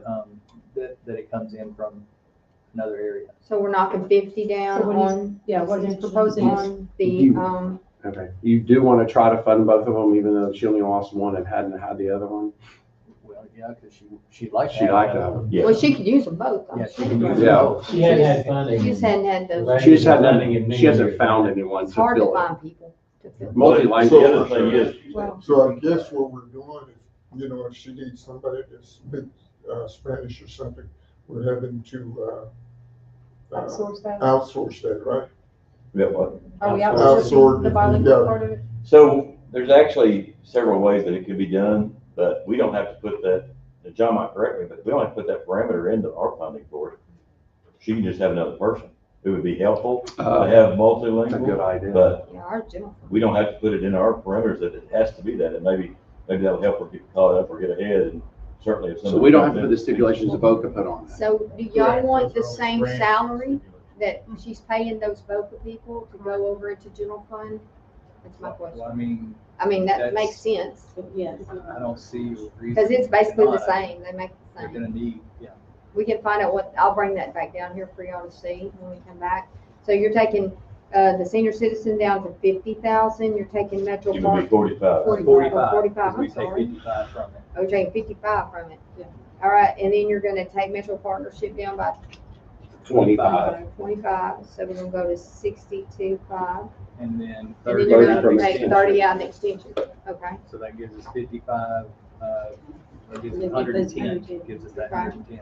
And then when we get on break, we'll run up and get those numbers for y'all to be certain about where we're gonna need to be for that. It's a great idea. I didn't even think about, we didn't have to put the stipulation. We can just let her hire another one. For sure. Yeah, take some burden off. I mean, it's gonna save her on overtime anyway, and then all And that if they get the grant, we'll figure it out from there. Right. Then we can look at refunding. Absolutely. The other proposals. We know the biggest portion of it, we can just put back into senior center operation. We know that's not gonna adversely affect anything. And, the other stuff, I think everybody would understand or agree that law enforcement, and things that go with it is a priority for this committee and the board as a whole.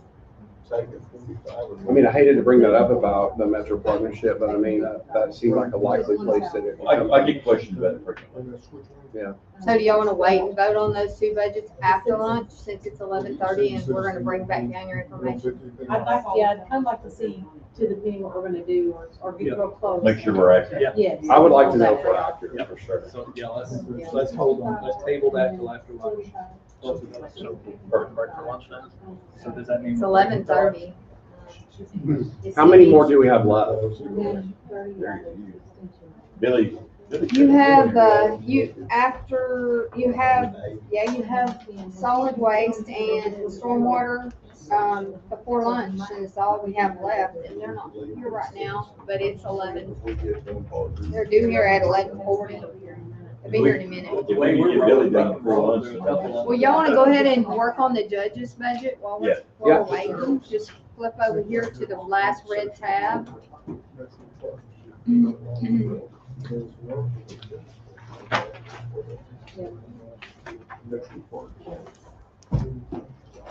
All right, get your red pens out.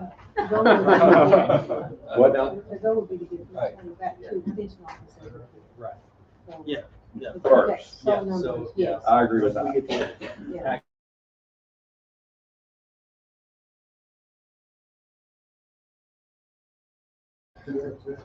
Yeah, I am.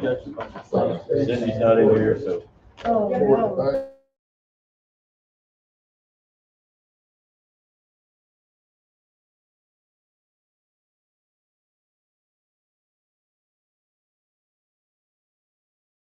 make a motion that we approve the county judge's budget. Second. Very little change. It's the last red tab. First page. We're on the county judge's. And he's another one that has I'm sorry. several. Motion, Justice Myers, second by Justice Brown. We're on the general fund for the county judge's. Foreign court, next. You'll vote for your own? Vote for ourselves. Yeah, just the first, just the general budget. Okay. So there wasn't a Number- very little change on that one. Just around. 1,000. We cannot.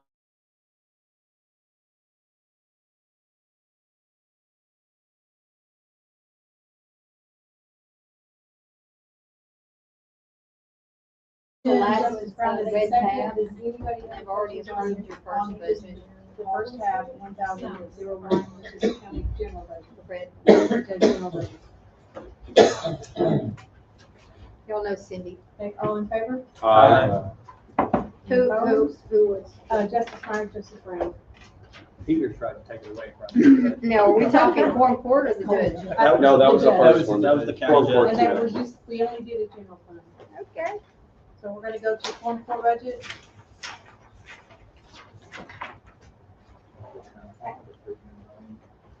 Right. Yeah, can we give ourselves raises? So we're gonna give you the opportunity to jump in here, so if that's something you wanna, Yeah, in November. yeah. You can. They're trying to give themselves a raise back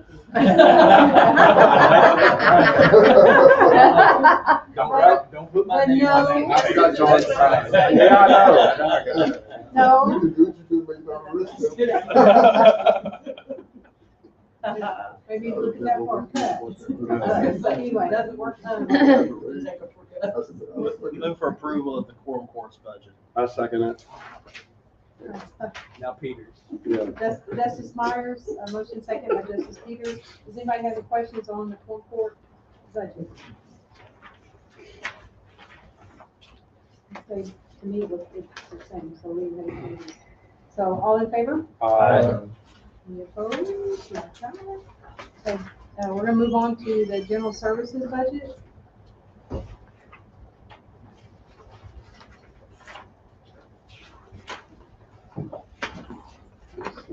Move to accept the general services. Second. Justice Brown made a motion, second by Justice Anderson. Anybody have any questions on the general services? All in favor?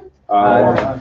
I guess we should ask Cindy and Judge if they want to tell us anything before we. I asked roll Cindy through and she these. said, I'm good. I saw her kind of go, yep, I'm great. Yeah, I'm good. Okay, so moving forward to the district court juvenile court building. I know that's split between the city and court. The 24.9. 24 point, yeah, Yeah. yeah, it should be. So that division was set aside and when that court building was built, it was set up, they took the square footage and they took the district court square footage and they took the juvenile court square footage and basically that's how they arrived at the share that we do with the city of Hot Springs on there. We pay for all of juvenile stuff by statute. The city doesn't involve in that at all. And then they split districts. So it winds up at 24.9 to 75.1 split. And we pay the 75.1. Everything we went to do over there, the city has been more than willing to split with us. You know, like the generator we installed this year, we put new flooring down over there this year. We made a lot of improvements and they've been on it and not had a complaint with it at all. So I'm proud of that, but to me, the split is unfair because I think that at the state level, they should make the cities pay for part of juvenile. You know, I was just wondering how does that work and why is that accounted? I don't understand why they did it that way, but that's the way it's been set up legislatively. And I would love to see something come about, but I don't know that the lobbying from the municipal league would ever allow that to happen. And it's been set up, I guess initially it was set up that way, but certainly we pay all expenses there. And I believe that probably they use juvenile court as much or not more than we do. So they are able to use the space as a city. Yeah, if juvenile court cases that come through there. That come through there The with probation the city. officers that are associated with it, everything that goes through the juvenile court is funded through the county or the state. Of course, the judge is funded by the state, but there's nothing in that part of it that's funded municipally anywhere in the state of Arkansas. I don't know about other states, how they fund theirs, but I know that to me, it should be a shared expense. Of course, if you really want to look at it, I believe it's all the state's responsibility because everything that's involved with that is a state operation. And certainly it deals with the crime that is in Garland County and deals with the youth that are in Garland County. But it's at some point they should become the ward of the state. If they're sentenced to prison, they certainly go there at the cost of the state. So the process to get them there, I think they should have a bigger share of it. And we're working towards that. They worked on district courts this year, or this legislative session. They made some progress there. So I think we'll see some more state responsibilities come forward. On this, we approve the district court juvenile court building budget. Motion by Justice Ed, second by Justice Myers. Even though I disagree with the split, I'll approve the budget. All those in favor? Could have at least Aye. been split. Yeah. Move on to the general fund transfer department. Susan, I have to explain this. Yeah, the transfers are for the road department. They receive the millage, the 1.2 mills that we do have budgeted. And they also get 3% of the sales tax, the 0.5%.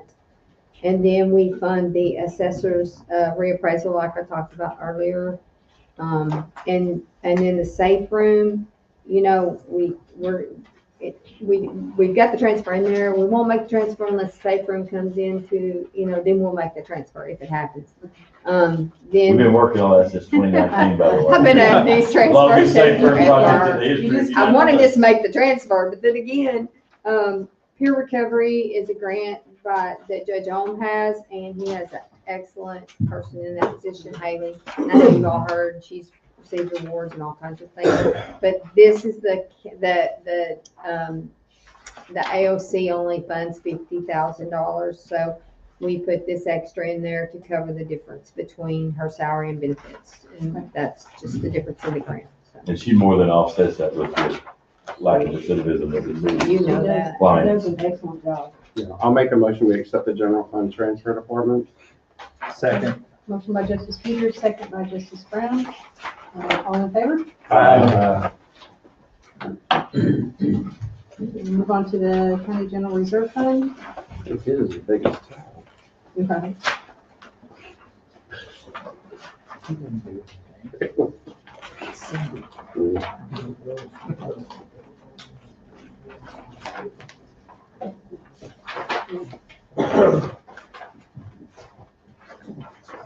This just offsets the cost of for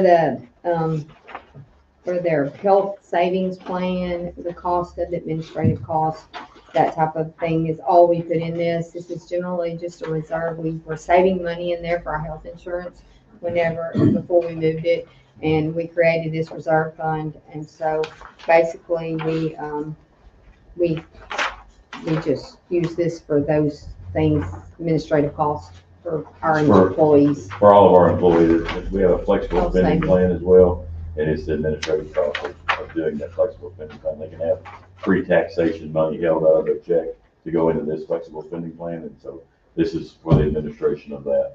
Yeah, and that tax is just a carryover for the HSA, because if in case, there'll be a tax, you have to do a file tax form on that, but I don't think that'll go away this year, but I'm leaving it in there just because if I need Move to it, approve. and I'll have it. I'll second it.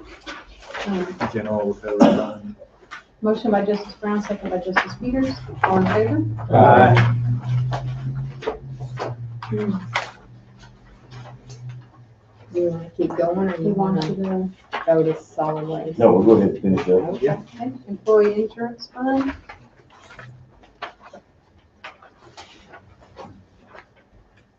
Move to It's the approve. same. Second. Motion by Justice Brown, second by Justice Myers. Anybody have any questions? All in favor?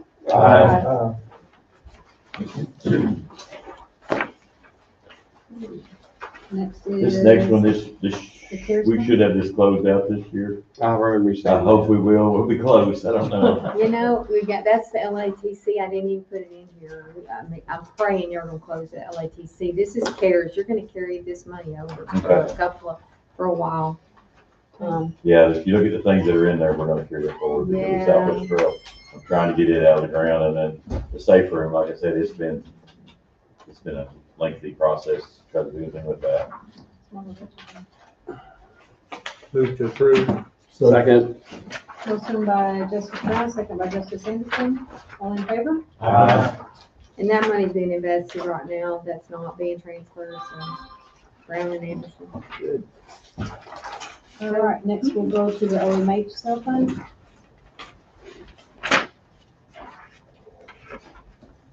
Just to repeat, the same old 3.5 million that we're gonna transfer this year, we didn't transfer. It's still sitting in there, but we're just gonna do it for the senior citizens building. Move to approve. OMH cell. Motion by Justice Myers, second by Justice Anderson. All in favor? Aye.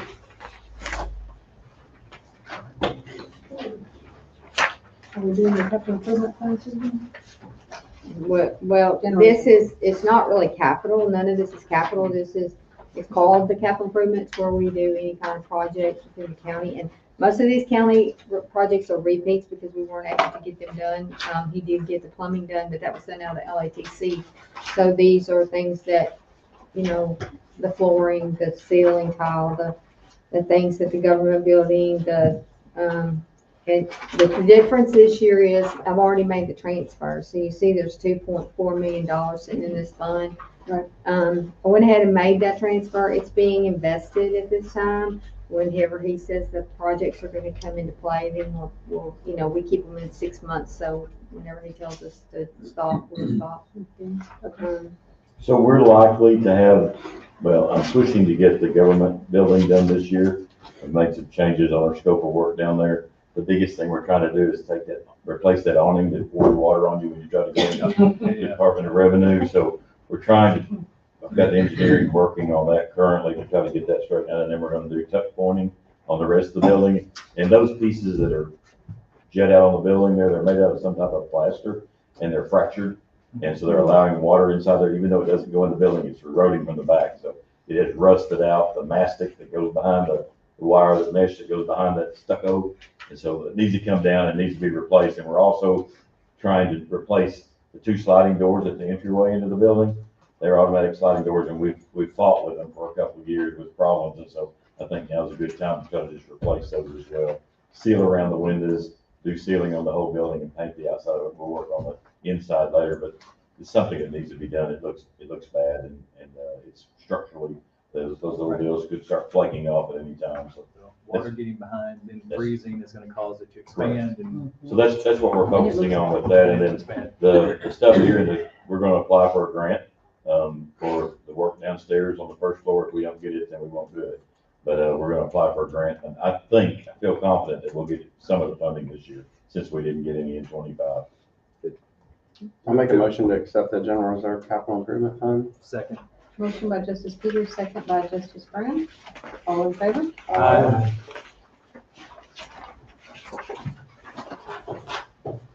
Moving to the, American Rescue Plan. As you can see on there, the items that are kind of left, the microwave link, I hope it will be closed out by the end of the year. We're pushing really hard to get it closed out. Consulting fees will still be there. Case management software, the prosecutor and county attorney are working on that, which will also make the prosecutor's office a little more automated, where they can speed up things a little bit. The digitizing of the county clerk, we heard testimony earlier from the county clerk about how that was going. And then we've got 200,000 set aside there to try to cover anything else that comes up in the event we have something that needs mitigating. So I'll probably come back in December and adjust this, if some of those close out. I'm hoping they do close out, and then we'll be able to adjust this fund down. Move to approve. Second. Motion by Justice Brown, second by Justice Peters. All in favor? Aye.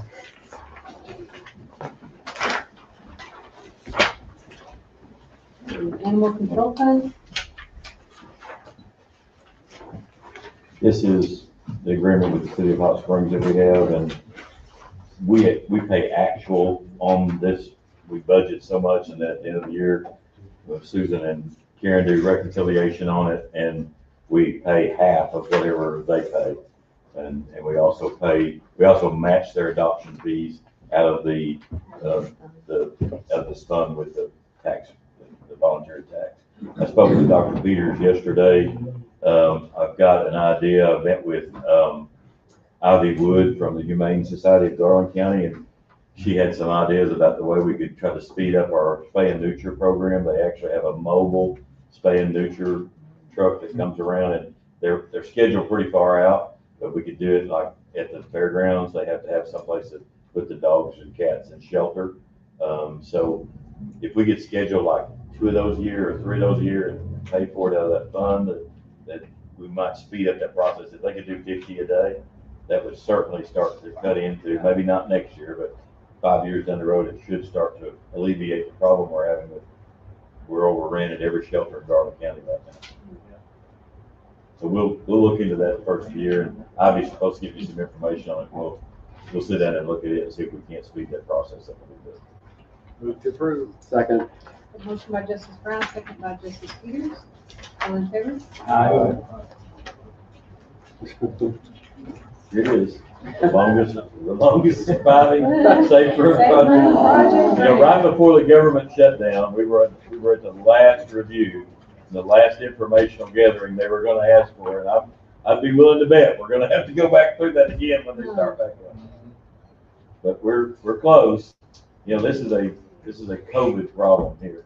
This was, we had engineered estimates on it to be $586,000 prior to COVID. COVID hit, everything shut down, and when we bid it out after COVID, it was $1 million. So we bid it 4 times, and it comes back within $100,000 each time. So pretty well, that's where we're at on it. But it's a COVID issue. They went up and it never came back down. We're still trying. We're investing. Approval of the Quorum County Safe Room Grant Budget. A motion by Justice Myers, do we have a second? Second by Justice Anderson. All in favor? And this next one will prove to be at its end. Second one. No, I think at the end it'll be longer. We are really close. I did get the parcels that are going to be affected in this first leg, which goes from Guy Street to Westinghouse Drive. Detours off of Spring Street at right where Persimmon comes down at Detours and goes up Ashbrook Lane, kind of in behind those houses that are across from Cover School, and then goes down and comes out on Westinghouse right at the volunteer fire district.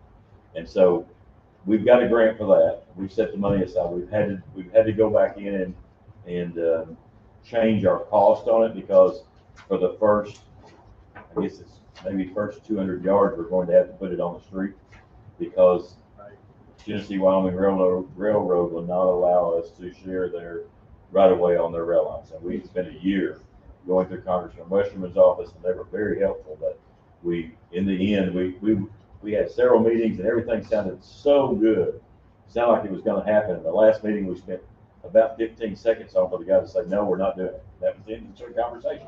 That's just the way the railroad is. And they were there first. So we don't have any way to force them to do it. But we have got it out of there. We've got a grant to do it. It's an EDA grant. We have actually started applying for a grant for the next leg. I'm hoping it'll be a little easier, because it looks like from the assessor's records that the parcel that used to belong to the railroad has not been turned back to either side. The property owners that have joined it have not received that. So that rail line goes all the way from Westinghouse all the way through to where it intersects with the bypass. And so at that point, we could go right beside the bypass and hit Spring again. And it's not going to be in my term here, but at some point, we've got our Slaughter Bridge, if you're familiar with that out there. It's on the Federal Bridge Replacement Program, and we're really close to getting it bid out. So hopefully in 26 we'll put it out there, and we've asked for permission to leave the old bridge. Sometimes hydrological studies will not allow you to, but we've asked for permission to leave that old bridge. And once we get the new one open, got to get a grant to restore that, maybe put a top on it, just as Randy, when he was here, had the idea to maybe put a cover over it that way and put some historical records down there at the beginning of it. Maybe even a site for people to stop and get on their bikes from there, or hike from there or something. So sure. I think it has some history that's rich to Garland County, and I would like to see it preserved if we could, and utilize it for a part of the southwest trail. So that's something that I won't be here, but some of you might, and maybe you can push for that later. But that's where we're at on it. Garber Engineering is very, very slow to respond to us.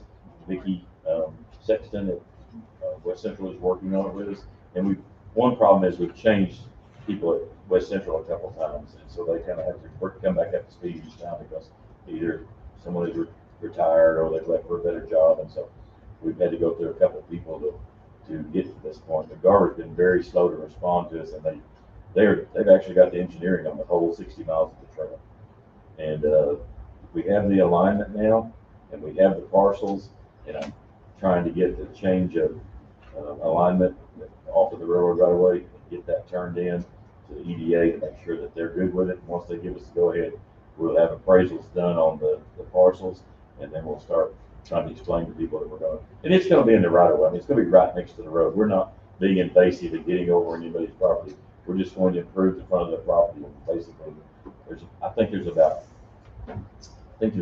4 driveways that will intersect there, and they'll redo the driveways where it goes across and everything, and then it goes off of the road, then it goes through the backside of the school, and I think they'll be very willing to work with us.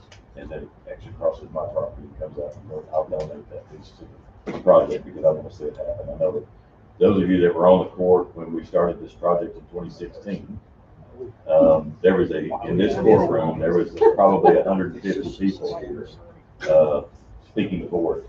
What was you, 10 years old at that time? Yeah. You got 1 out of 13 that was on the court back then. I think Jimmy Young was on there.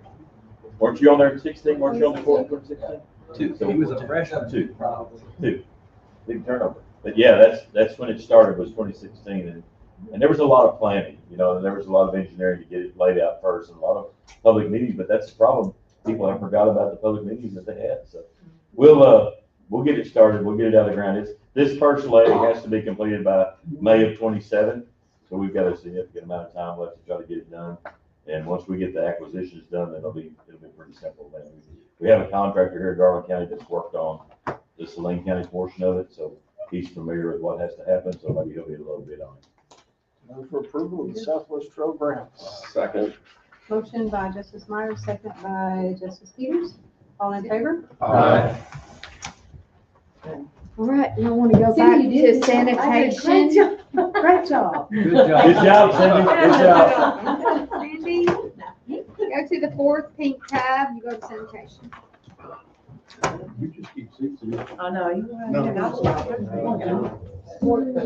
Hey, make sure our food's here. It is. We're more interested in food.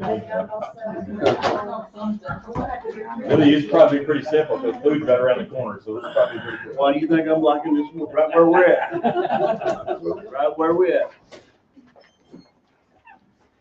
I'm sure you all are aware, but I can't say enough good things about this team right here. They go above and beyond, and since COVID, we've just about doubled the volume out there that goes through the landfill and our house as well. And Billy takes it in stride. Now, next year, we will be bidding out the house to house, and it's also the year that we bid out the Class 1 waste site. Don't say that too loud. So it goes through our solid waste district, the bidding on the Class 1 waste site, which is with Republic and Bryant or Bauxite right now. And we're going to pay very close attention to how that's bid to make sure that they take into consideration the miles traveled. Because if we have to start going back to North Little Rock, it will cut probably 2 loads a day out of our schedule. And it will also put a lot more wear and tear. And the risk factor of going to North Little Rock is so much higher for our equipment than it is to just go to Bauxite. No kidding. So we're going to pay close attention to the solid waste district, and then we'll start in January. We'll start getting our bid process ready for the house-to-house collection system here. We've enjoyed a 7-year program with the collector we got now. Some of you don't know, but some of you do. We did have 3 zones in Garland County, and they were varying rates in different zones. So we got some very poor bids the last time we bid it out, and we went to 1 collection service. I think it's worked out well. We had some glitches getting initially started, but we've got 1 point of contact for any issues that come up. I think it's worked out better for both Rebecca's office and Billy's office. And so we'll be looking at that again to try to do 1 contractor. I have about 3 companies that have contacted me that are interested in it, but we'll have to bid it out early. I'd like to get it decided by either late March or early April, because we in our requirements, you have to have new equipment. You have to have new trucks and new bodies. And so it's a lengthy process to get those. One thing we will be adding this year is a small truck, maybe a 1.5 ton or 2 ton truck that's 4-wheel drive that can go up in these rural areas. We have several little roads that stay ice covered for a month when we get this kind of bad weather. And some of them have to go up a driveway even for assistance, handicap assistance. And so I'm going to demand that they have one of those as well, so that they can cover those areas, and we're not having to go up there. Billy's crew is not having to go up there in a pickup truck and try to pick that waste up. So it won't be that big of an expense, but I think it will be very helpful when the weather gets bad. And we won't see those big trucks. They can route that truck in normal weather to where it covers these little bitty roads that may have an old wooden bridge on them or something like that. They can take care of that easier with that 1 truck than they can with trying to take one of those bigger trucks down there. And we've kept the size of the bigger trucks down just so they don't destroy the county roads, but there's still some pretty tight places you have to get into. All right, Billy, it's all your show. Move for approval of the solid waste fund. There you go. Okay. Motion by Justice Myers. I'll second it, but question, earlier this year, we increased, maybe it was last year, we increased the rate at the landfill. Have you seen a noticeable positive increase in revenue from that? Or when I say positive, not necessarily increase in revenue, but a decrease in a negative expense? It has not deterred much, but it has, we have definitely increased in revenue, but there's a lot of people still paying it. If they're out of county, it's $50 a ton, they're paying. Okay. So. So it hasn't negatively affected bringing it in. Yeah, some of it, like I said, we've done, some of them will turn around and go, but not, probably 85-90% of them will still come. So it hasn't reduced the amount coming into the landfills, what we were hoping. The bigger units have turned around. Like, we don't get the larger trucks. We get all the small roofers and the trailers and all that stuff. But the larger ones it's deterred them a little bit. So that's going to slow down. They're taking it to Sling County. Slow down filling up our landfill. Yes. I think that was a good move. That's what I was thinking, that's what I would want to hear. It hasn't slowed down enough yet. We're gonna be running a close We need to race. raise it again? We're gonna be running a close race to get our sale done and approved and run out of space where we're at right now. You know, we had a couple things that came up. We're trying to do a bunch of cleanup on the old landfill site, the site that we're using now. There was some overfill that was determined by ADQ. Basically, most of it is because it's settled over the years and kind of pooched on the sides. And so we're putting those slopes back, like they belong, and capping them with clay, so we're done with it in perpetuity. And the north end had an overfill there too, and while we're working on that sale, and we're gonna have to pay for mobilization again, we have done a change order to include that north end and get that overfill out of there. We're trying to prolong the process on top, but our space up there is getting smaller and smaller. And we were moving into the cell really rapidly, and the clay that they were using started having too much rock in it.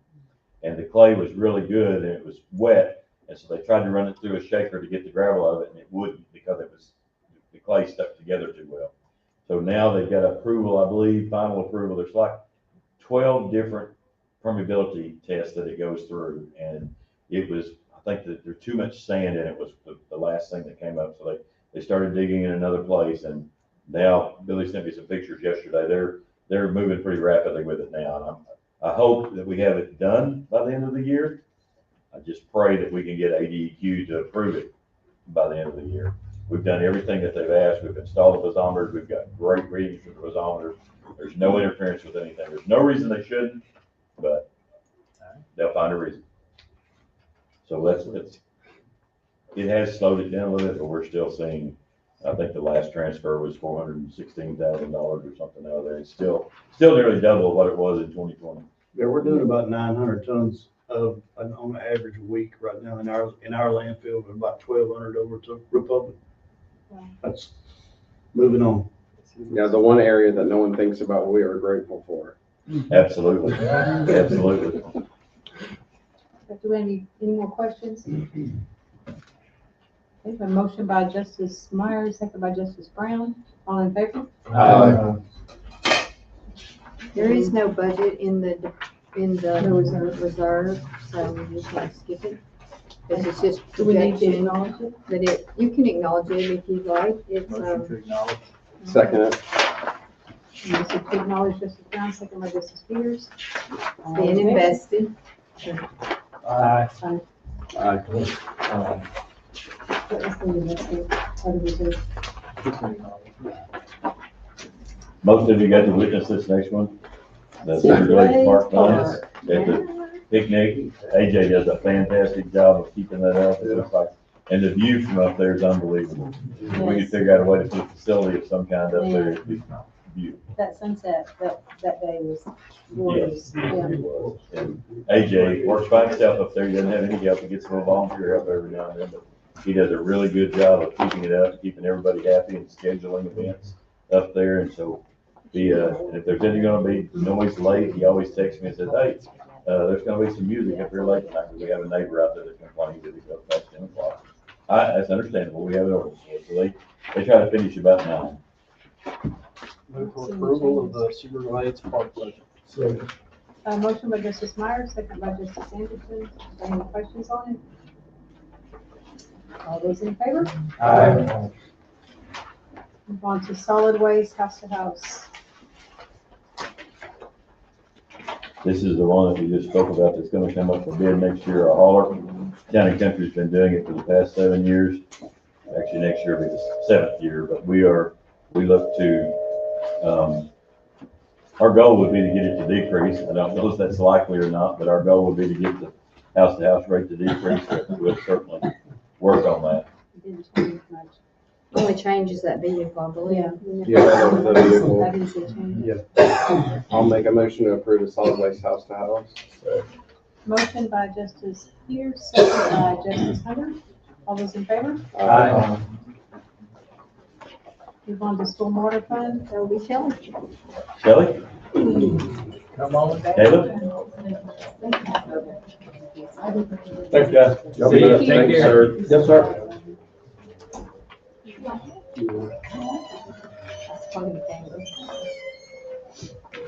She's trying to help here. Hi. Come on. Hey, we've been very gentle with one. Yeah, they're just waiting on somebody, Shelley. Jill now. Yeah, We're ready Pass for you. those Pass those tissues. tissues. Yeah, pass those tissues. She went down, actually. Okay, stormwater fund.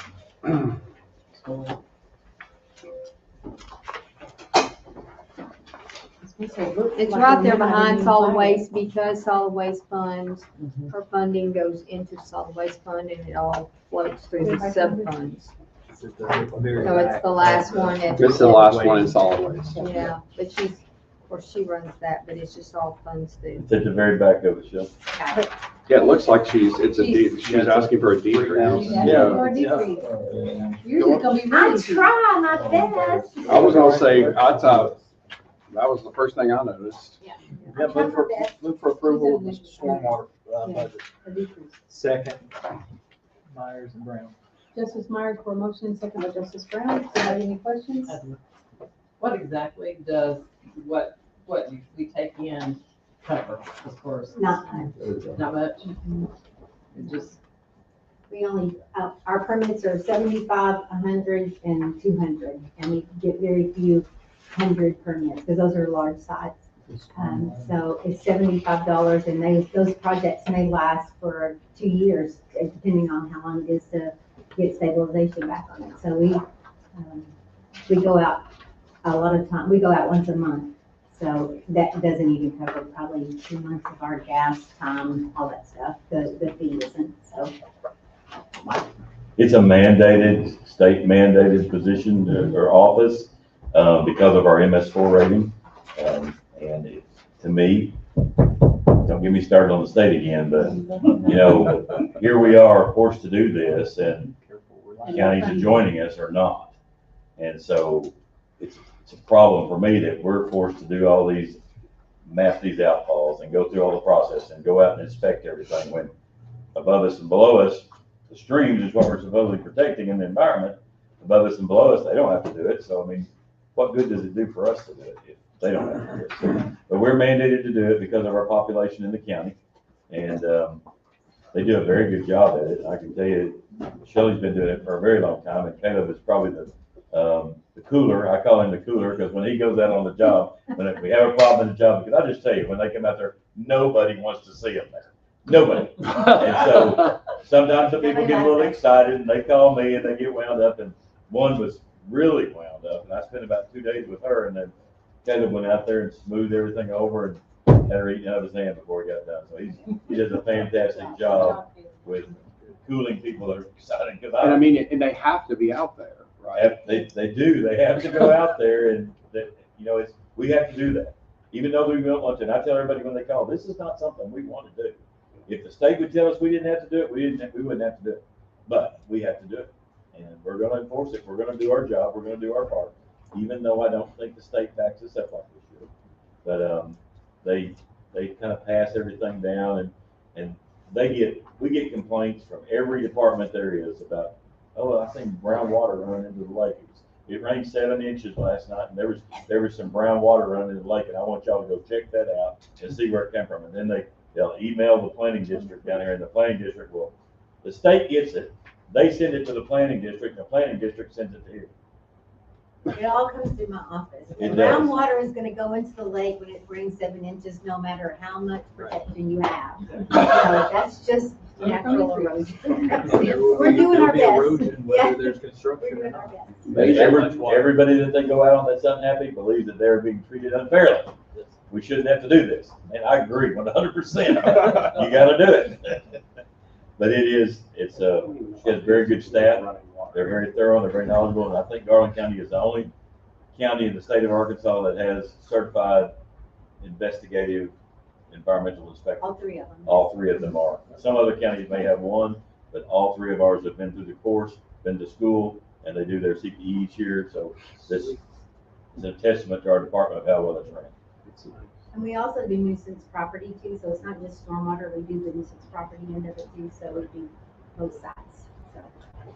And a lot of that it ends up being the same, it runs into the same problem, but sometimes it's not, sometimes it's just nuisance property, we have to clean up, so. Or we don't, we tell them they have to. So part of basically is because we have 3 lakes. So It's due to population. Population. So just the population. Population of the county itself. The incorporated areas like Saline County, I don't believe that they have a MS. They do have, Did they have one in now? the city, in the city incorporated. Yeah, they do not in the county itself doesn't have one, but the incorporated areas do. Here, the incorporated area has one, but Garland County is unique in the fact that there are more people outside of the incorporated area than there are in the incorporated area.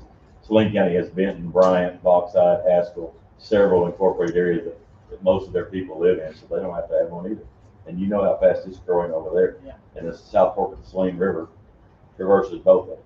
But that's the way it works. So we do it. We do it. We do. And we do a good job at it. Yeah.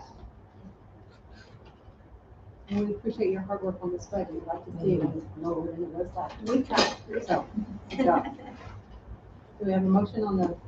I believe you do. Oh, we already had a motion? Yeah, we were just waiting for the ayes. Okay, all in favor? Aye. Easy enough. Caleb, you didn't yet? Okay, I'll keep it that way. Did you want to share anything? I was like, Yes, y'all enjoy y'all's lunch and thank you for your time. That was so See, I told you. Yeah, so that was very cooling. Good job. You made us all happy. I'm looking forward to lunch now. I gotta ask you.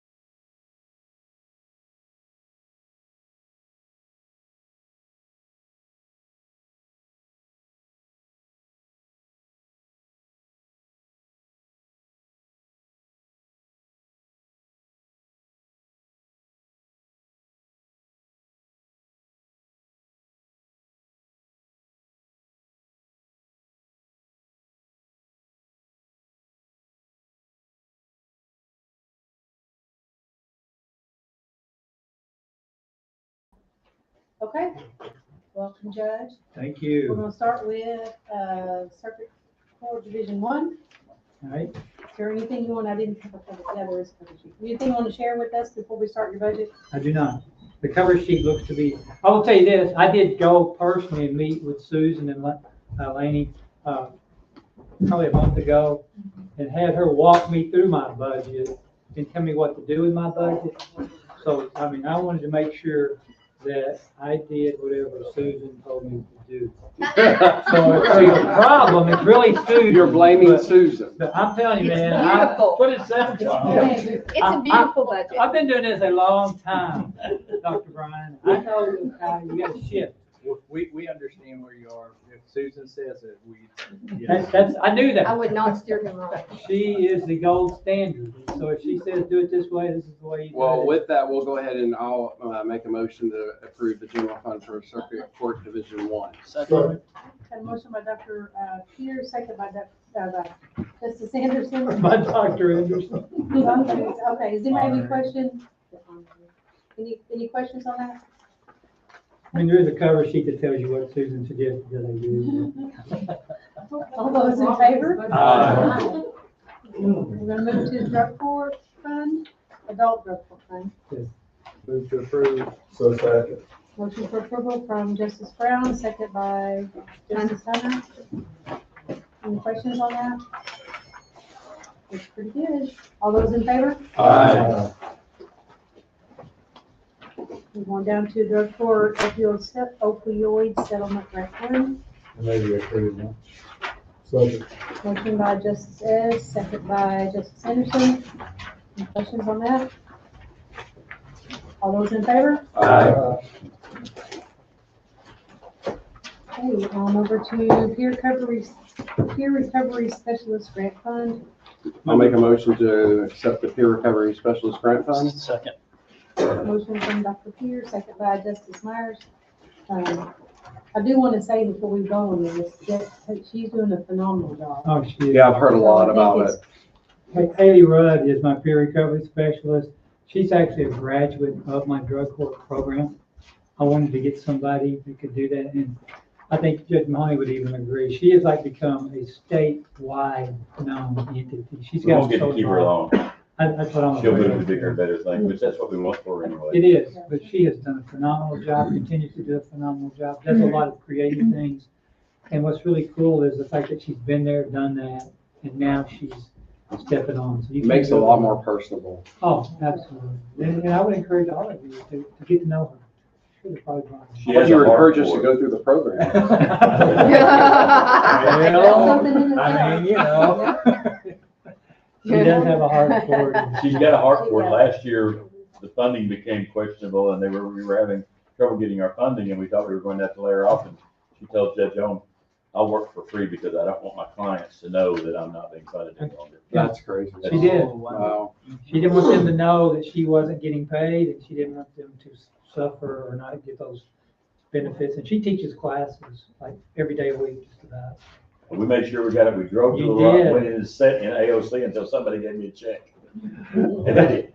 Now they're just sending persistent, them. man. I'll give you that. They're just sending them. I think y'all intimidated. Well, they like her now, so they know her now, so they want to go to stay on board. So, yeah, thank you, Justice. Okay, so do we have a motion? Yeah, we do. And second, all those in favor? Aye. Thank you all very much. As always, it's a pleasure to have a chance to come and see you guys. I wish I could see you often. Come see me anytime you want to. Am I done? Mm-hmm. You're done. So it's a South Studios. Judge, thanks Judge for Jones. making this all right. I only do that when I'm at home. Thank you guys very much. Judge Jones is passionate about what he does.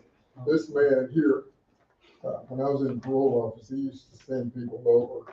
I sent people to apply for jobs. I did. The only thing I couldn't understand is why our director wanted us to have people have jobs, and then he sent somebody over that was qualified, and I think it was just a misdemeanor, and we wouldn't hire them. I know. And I'm sitting here thinking, man, something's wrong with the system. The last girl I sent over there has a master's in society, in social work. This man is passionate about hitting people. Thank you, guys. Thank you very much. Thank you. John? You're running for reelection, aren't you? I am. You picked up on that, didn't you? Having them babies. You're right. Yeah. Thank you, guys. I'll see you Thank you so tomorrow much. night. Yes, you coming? Yeah. Hey, my daughter's got a book signing tomorrow night at 6 o'clock. It's a fight. You're all invited. I'd love to see you. She's a good writer, I'm telling you. She's wonderful. Thank you, guys. She's Thank you, Hey, Judge. everybody. Vote for me. Hey, I'll vote for you. Hey, Judge, I'll vote for you. Yeah, thank you. On that book, you already have your own, but if you flip over, it'll have it. No, I knew it, we out there. There you go.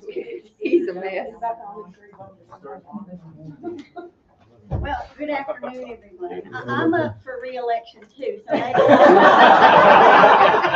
shake everybody's hand. Spoiler alert, we are too, so I try to stay under the radar. All right, so you're Division 2, correct? Yes. So we're gonna move to the Circuit Court Division 2 budget? In the general? Yes.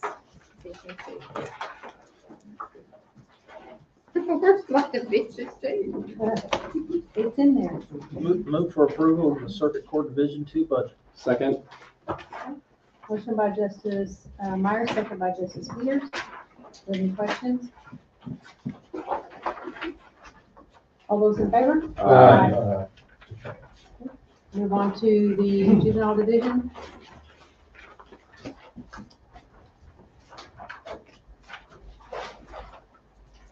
Motion to approve. Much change. Second. Motion by Justice Brown, second by Justice Anderson. Do you have any questions? All in favor? Aye.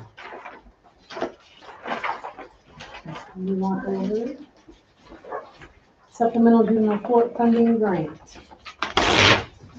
Move for approval of supplemental juvenile court funding grant Division 2. Second. Motion by Justice Myers, second by Justice Peters. Any questions on that? All those in favor? Aye.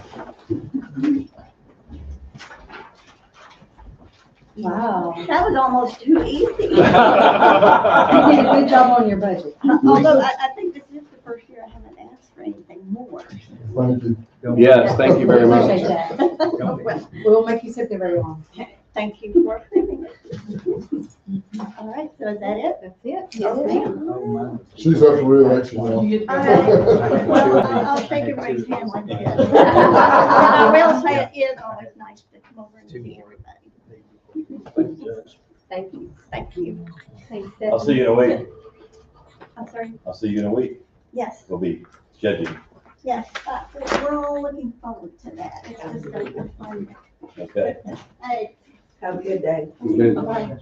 Okay, Division 3. We're gonna do that for them. And then go and do They're that. not here. Okay.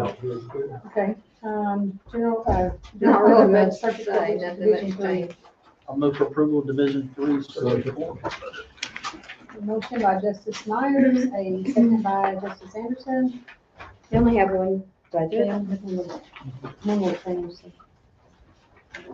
Okay, all those in favor? Aye. Division 4? You're not here either. No. Move for approval of the Division 4 Circuit Division budget. Second. Okay, so the motion by Justice Peters, second by Justice Myers. Are there any questions on this one? That's money. Only changes they made, we're bringing it down, Yeah. because they bought their copier last year. Good. All those in favor? Aye. Okay, the automation fund, the court automation fund is the next tab, the pink tab. This is the fund where it's kind of, it's their automation fund for the circuit, for the court. It's only for them, the 4 of them share it. So we divide it and give each one, this year they get $73.55. Plus we use some of it for their BIS, which is like a, that sounds bad, but it's like their video stuff in their courtroom and different things. It's the software. Then the financial intelligence, there's 80, they $85 for them just to have, access. It offsets some of the cost. And so they basically, I just kind of take it and divide it into the hardware, the software, and,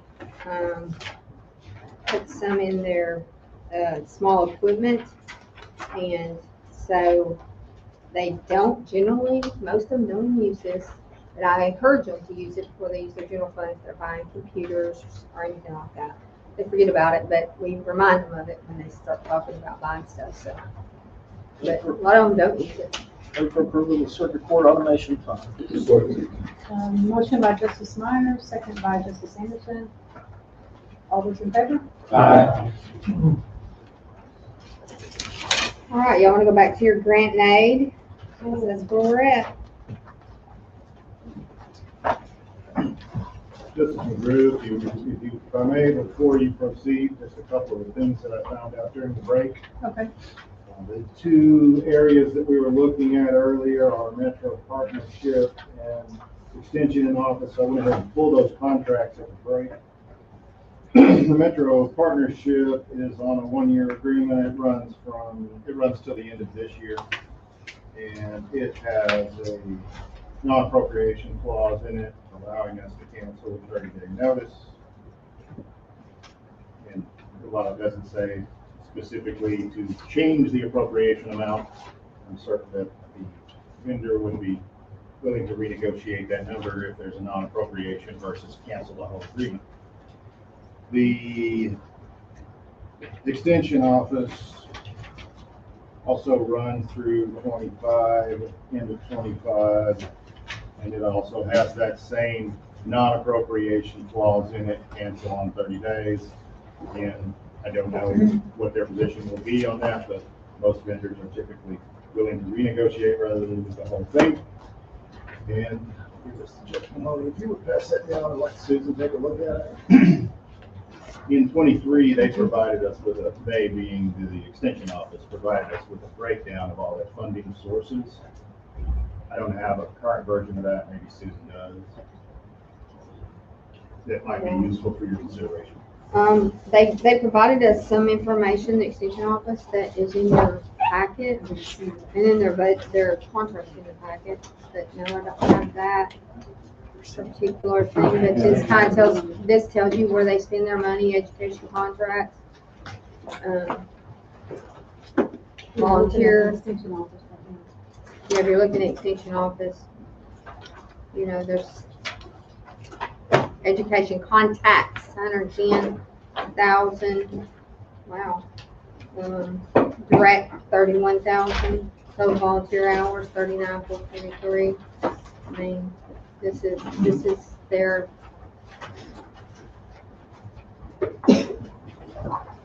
report. Anytime you can come in.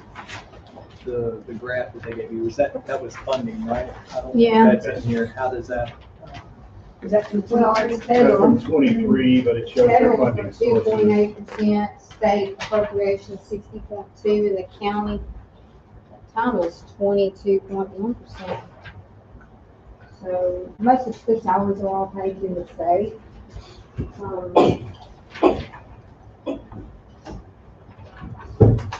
So they are getting something from the state. Yeah, all their salaries are paid Yeah. through the state. This is for programs, this money. Shouldn't lose anybody. No. No. Employees. And again, this can be revisited, if we find. If we get funding from somewhere else, we'll certainly revisit it.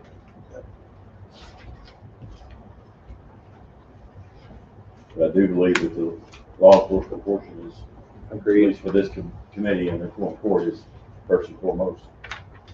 Agreed. Let's see. And we do have 2,000. So we actually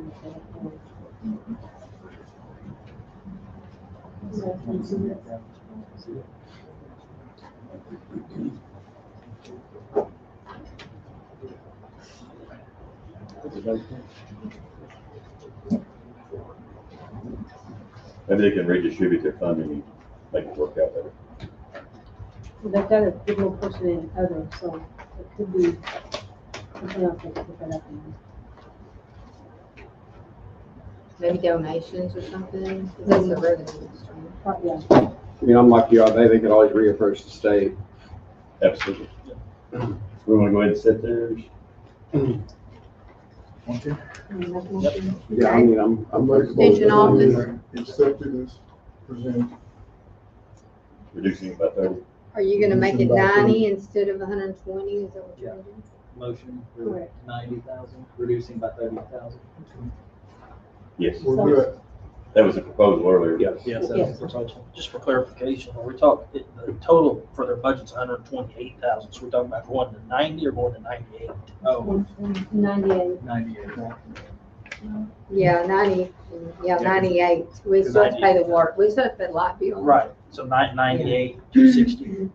Okay. Yeah, that I'll particular second, line. I'll second that motion, Mrs. Anderson. 30. Yeah, 30 out. So we have a motion, to amend this budget. We've got 90 and then 98. So, motion by Justice Anderson, second by Justice Myers. Okay, got it. Everybody understand where we're at on that? Okay. All in favor? Aye. Any opposed? Okay. Go back to grant and aid, talk about the changes there. So line item for the senior center, reducing that line item by 55,000, Yep. So we're gonna bring it down to 45. 45 for the remainder of 27, New or budget. 26. Gosh, where am I?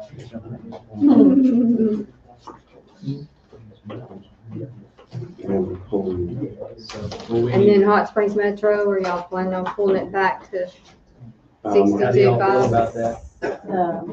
Pulling it You back pulled by 50 25? We pulled 55 from the senior center. 55 from senior, 30 from extension, so that's 85. 85. And we still need, Well, we're going to, And you said you can come up with the extra 6? so if we go to 110, we We can, won't use it because they won't have that position filled immediately. okay. So you're going to That's 25, so if 62.5 you take from 25 away Metro, from Metro, 65. 62.5 from Metro. Correct. 25 from Metro.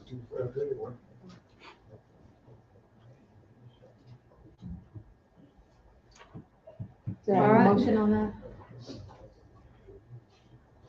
I'll make the motion. Oh, I'll make the motion that we, yeah. I was I thought that's what we were doing, but, Whoever wants to correct. All right, I have a motion from Justice Myers. I need a second. second, Second by Justice Peters. will you repeat what we're pulling out of the two? Yes.